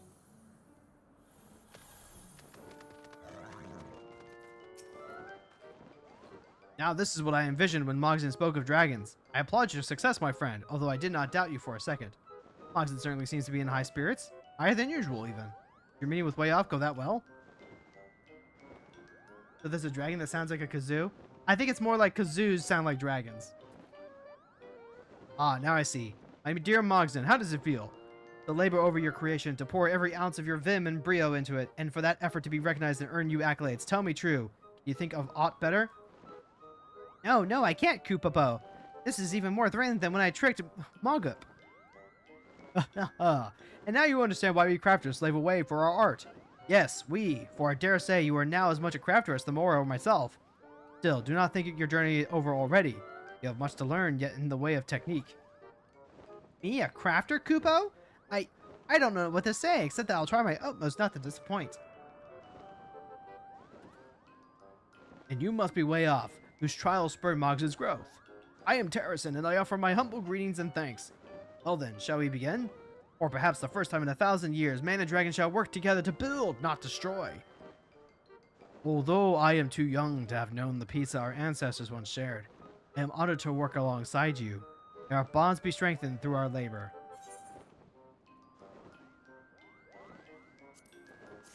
Woodward plays his clarinet and a fate starts. Ah! Okay, that's a good one. That's a good one. Oh, hey, look! We've got some actual progress now.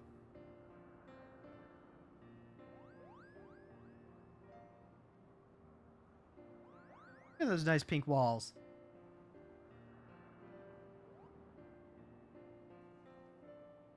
Thanks to your efforts, the outer walls of Barrel-Les have been restored. Continue assisting the Mogbenders to see repair the plaza completed. Very fancy.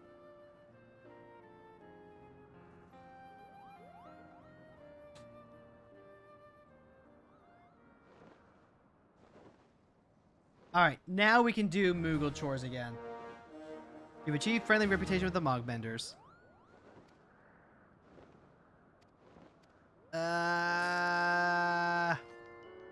Mog eat Mog 2. 5 points. Let's see. Anything worth buying? Dragon floor lamp. There's the sofa, but we had that already. No. I wonder if they changed the currency at some point. That's what the currency exchange is. Only got like 12 mock nuts. Alright, so theoretically we can do like 6. August the Marvelous is in need of a master craftswoman. This is the short on woodworking tools. Okay. Will it pick me up? Okay, so these are at least like things that we've done before. So this is not going to take too long at all. I am going to buy these. Chat, I'm going to pose the question again. At what point does a harem anime turn into a polyamory anime? We mentioned before, Lucky brought up a good point, that there are shows that are less about the competition of like the girls trying to be the main character's one and only. And they're just like openly affectionate with each other. It's very open. And these are all forms of polyamory. Still not sure about the 100 Girlfriends. Which I haven't actually seen.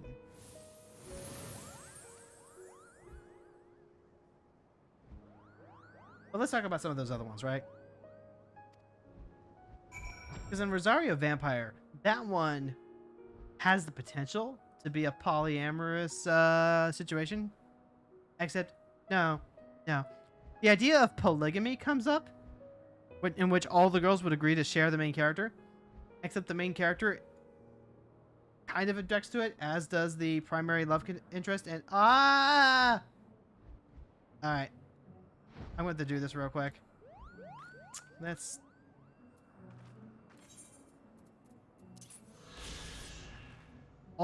The Old Father.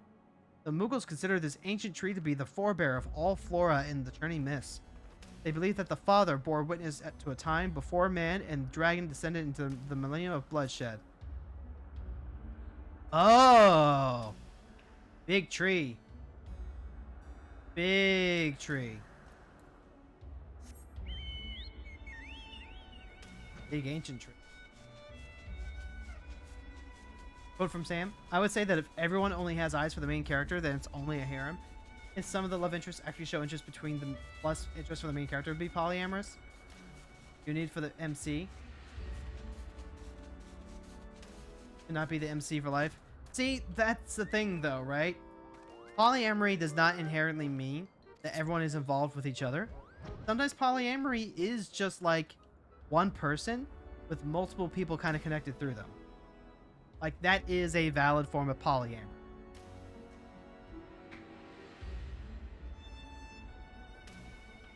So if, you know, theoretically you have a harem series where it's everyone, you know, the typical harem series where it's like, oh, there's one guy and he has this pick of like multiple girls, but then they arrive at a relationship point where it's like, okay, you know what, we're actually just going to go ahead and, you know, accept that there is room in this person's heart for both of us. So we're going to go ahead and win that way. Well, then that's legit, right? So I posit that harem is actually, you know, within the umbrella of polyamory. I.e., not all poly series are harems, but all harems are poly. Except if you say it like that, then you're going to get people coming out of the woodworks to actually, and then you'll talk about the disparagement of harems to the polyamorous lifestyle or something. That's the real fear, actually. That's the real fear. There was some open affection between the first 2 girls and 100 girlfriends, though it was induced, so to speak. But all the girlfriends are into the main character. Hasn't been much of a sign that the girls being into each other as well. Yeah.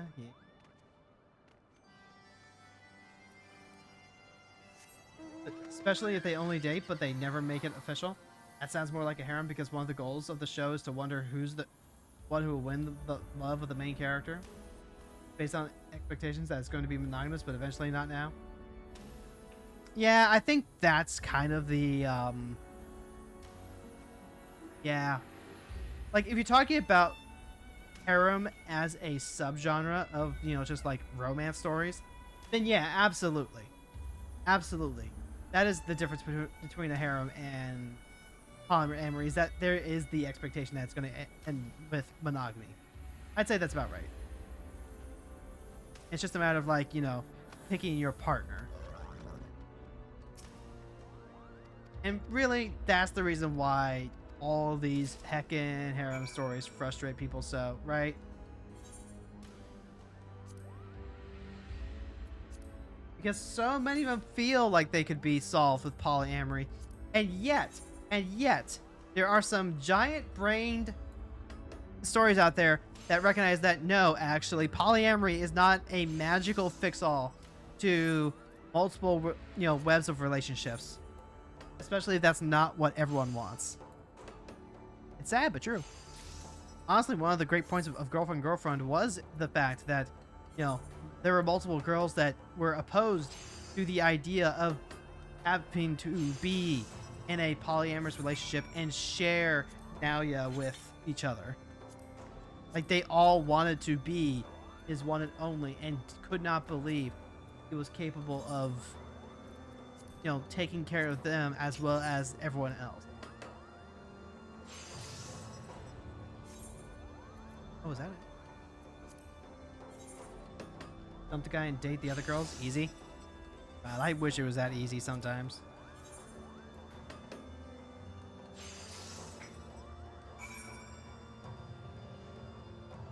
Alright, we have to do... So we're going to turn these in, and I think there should be 3 more Moogle chores that we can do. And then I also have to, like, make sure that my little monocle is in place to... My little jeweler's loop.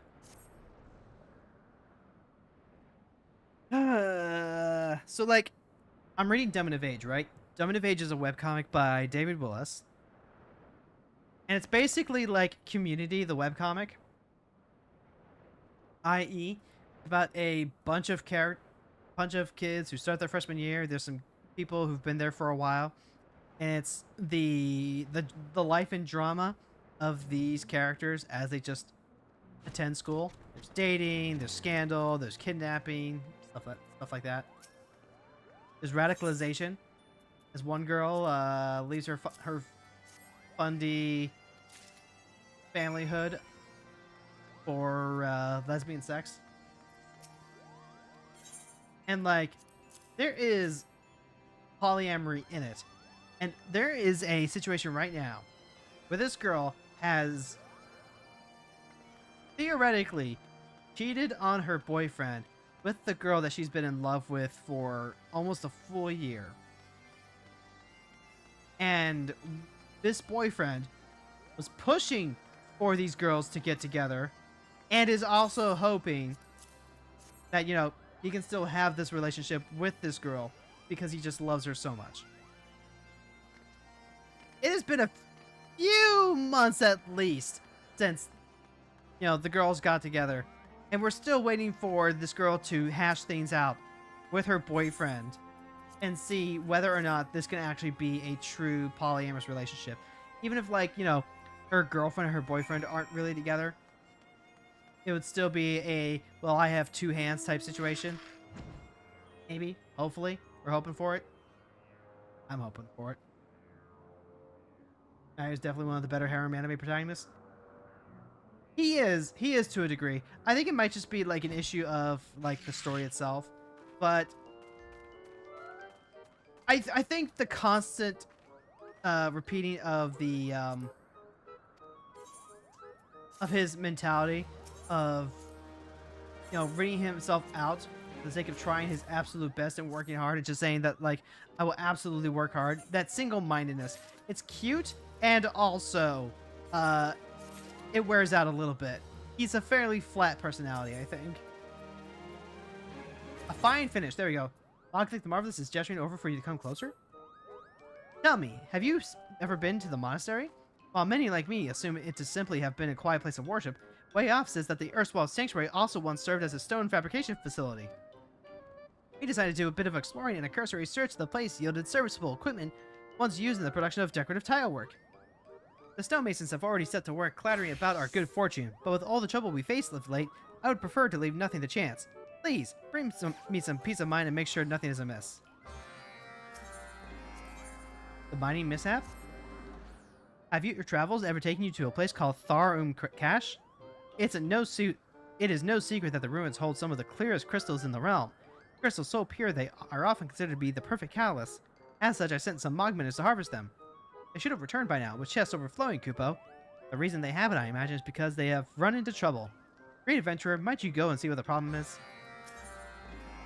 Tricks without treats? Staring intently at a group of Ishtar Guardian Knights? I suspect trouble is afoot. Do you spy that group of Temple Knights yonder? They have been whispering among themselves, casting furtive glances this way and that for the past hour, Kupo. A hush falls over the group every time I approach, and try as I might, I cannot overhear as much as a single word. Maybe I would be willing to open up to a great adventurer like you? Yes, maybe you can discover what the problem is, Kupo. Okay then.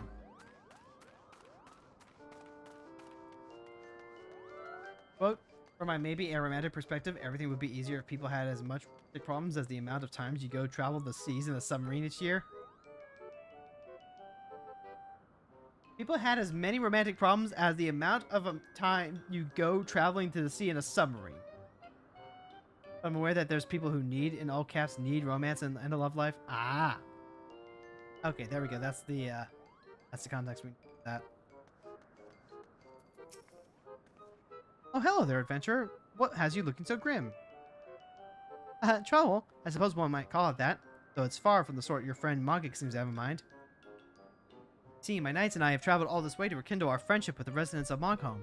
Master Heston told us of the Mughals' love of pranks, and I figured we could start by playing a little trick on them. Fortunately, our plan has hit a stumbling block. We've been struggling for the past hour trying to fit this smoke bomb into our fake Kupo nut. I don't suppose you would know how to go about this. Hildith, while our capable friend here sees to the Kupo nut issue, I shall go and search out the perfect place to lay our trap. Wait, bah, he always does that. Back to the matter at hand. All the items you require should be here. Once you fit the smoke bomb into the casing, please take it to the lad who just rushed off. Yep, see, there we go. High quality. Gotta do high quality Kupo Nut here. I wonder if I could just, like, brute force this. No, cool. Yep, alright, we can absolutely just brute force it. Our crafting is so high that we can just, like, high quality this out of nowhere. Yeah, we're pod racing.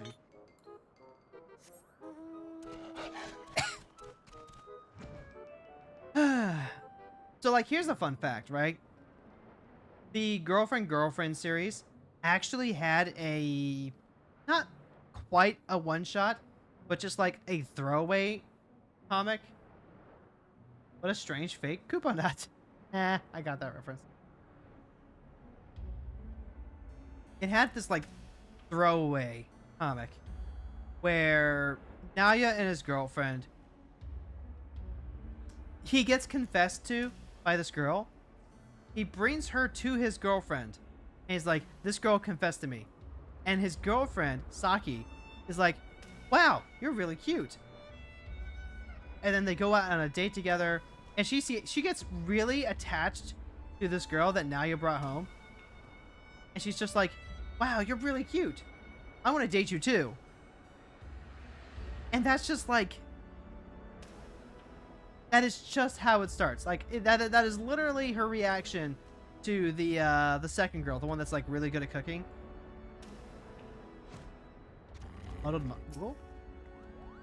Thank the gods, Magic finally sent help. It's terrible, Kupo. We are so fixated on mining crystals that we didn't realize just how thick the air was with aether. It was struck down over half our squad. While this puts us in a tenuous position, a few of us have yet to feel its full effects. If we proceed with caution, we might still be able to fulfill Mogic's request. This is where you come in. Please, if you could craft metal casings for our chests to shield us from crystals, we would be most grateful. Oh, I even only have to like craft the one. Wait, what? Oh, wait, hold on, what? Oh, I see. Mining mishap. Okay. Oh, I just have to craft the two. Gotcha.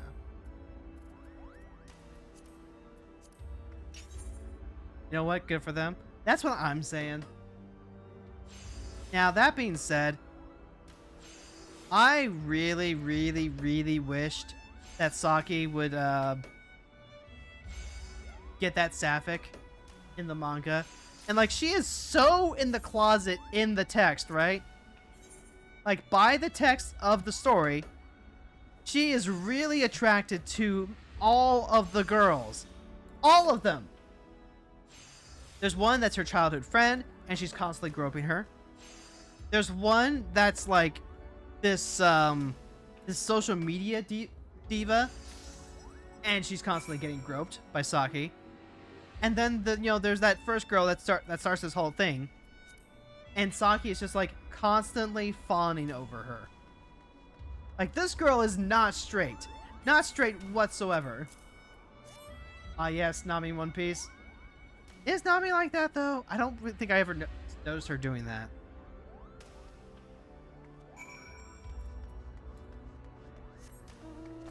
All right, so this is the mining. Okay. Lots of aether, crystallized aether. Oh, god damn it. We are going to be running a little long today. But as we get closer to wrapping this up, folks, I do want to let you know that we do have a Lead the Raid redeem.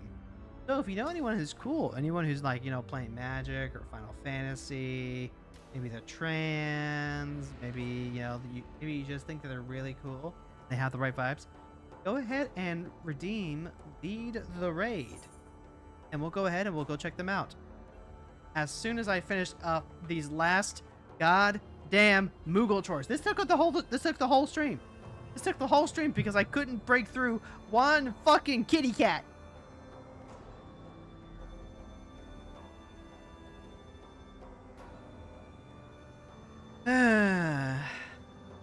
Over. Incidentally, chat. Okay, there's my alarm. Let's go ahead and turn that off so my camera comes back.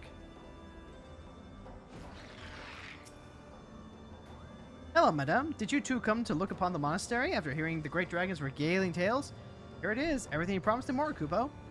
With the tools we found here, we produced more tiles in an hour than we last did in a day. All this progress has made us eager to continue, but we've exhausted the last of the veneer we had. Now that you're here, however, our problem is as good as solved. Please, if you would make us some metal trim for our tiles. The moping move. I want this one. Gotta craft the one. Gotta be high quality. I would, but we raided out to Killjoy the other day. So Pumpkin Potion is streaming. Ponders. Hey, it's your points. You want to like hit the same person up, but then like by all means, if you want to go ahead and send us into a larger streamer, absolutely. Honestly, if anyone had bothered to listen, we could have doubled, no tripled the day's output. But now production's at a complete standstill with little to no hope of starting again. Is that what I think it is? Haha, well, I could just hug you. Thank you, madam. You've really saved our pawns with this one. Alright, Lucky bought it. Lucky gets the final say. Where are we going?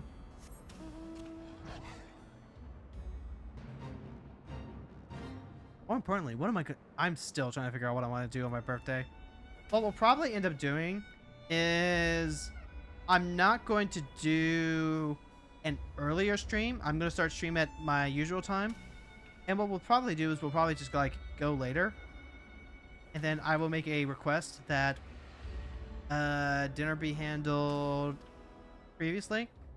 Maybe do we head out for food? I don't know. Okay, then why not? Pumpkin potion? Okay, yeah, we can go right into pumpkin. Have you brought the fake coconut? Reckon it looks convincing? It's gonna be a cutscene. By the gods, it's beautiful. Even Magic would have difficulty telling it apart from the real one. Now, let's see. I think we had best place it right about here. And hold on. We gotta go hide behind a book. Alright, chat. You ready to see what we're... Chat? My name's Thamora. And welcome to Jackass.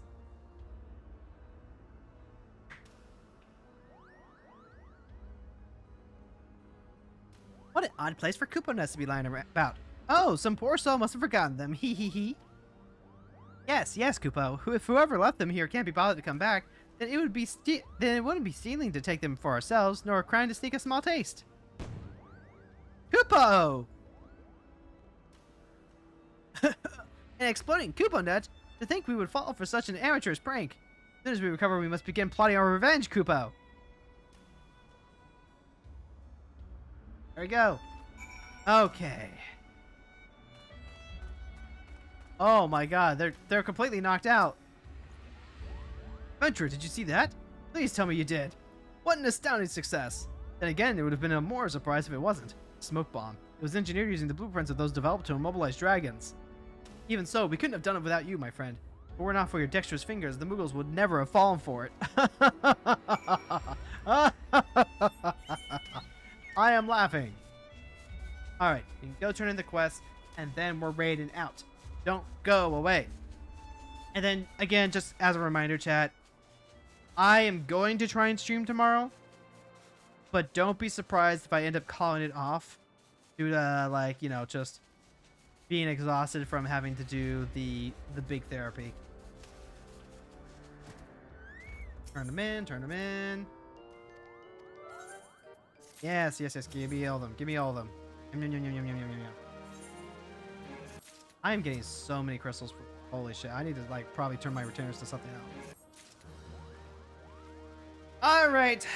That does it. We are set to go. So let's go ahead and start the raid machine. We'll go ahead and end it on the YouTube side. So thank you for watching. If you're on the YouTube side. Raiding out to Pumpkin Potion, who should still be live.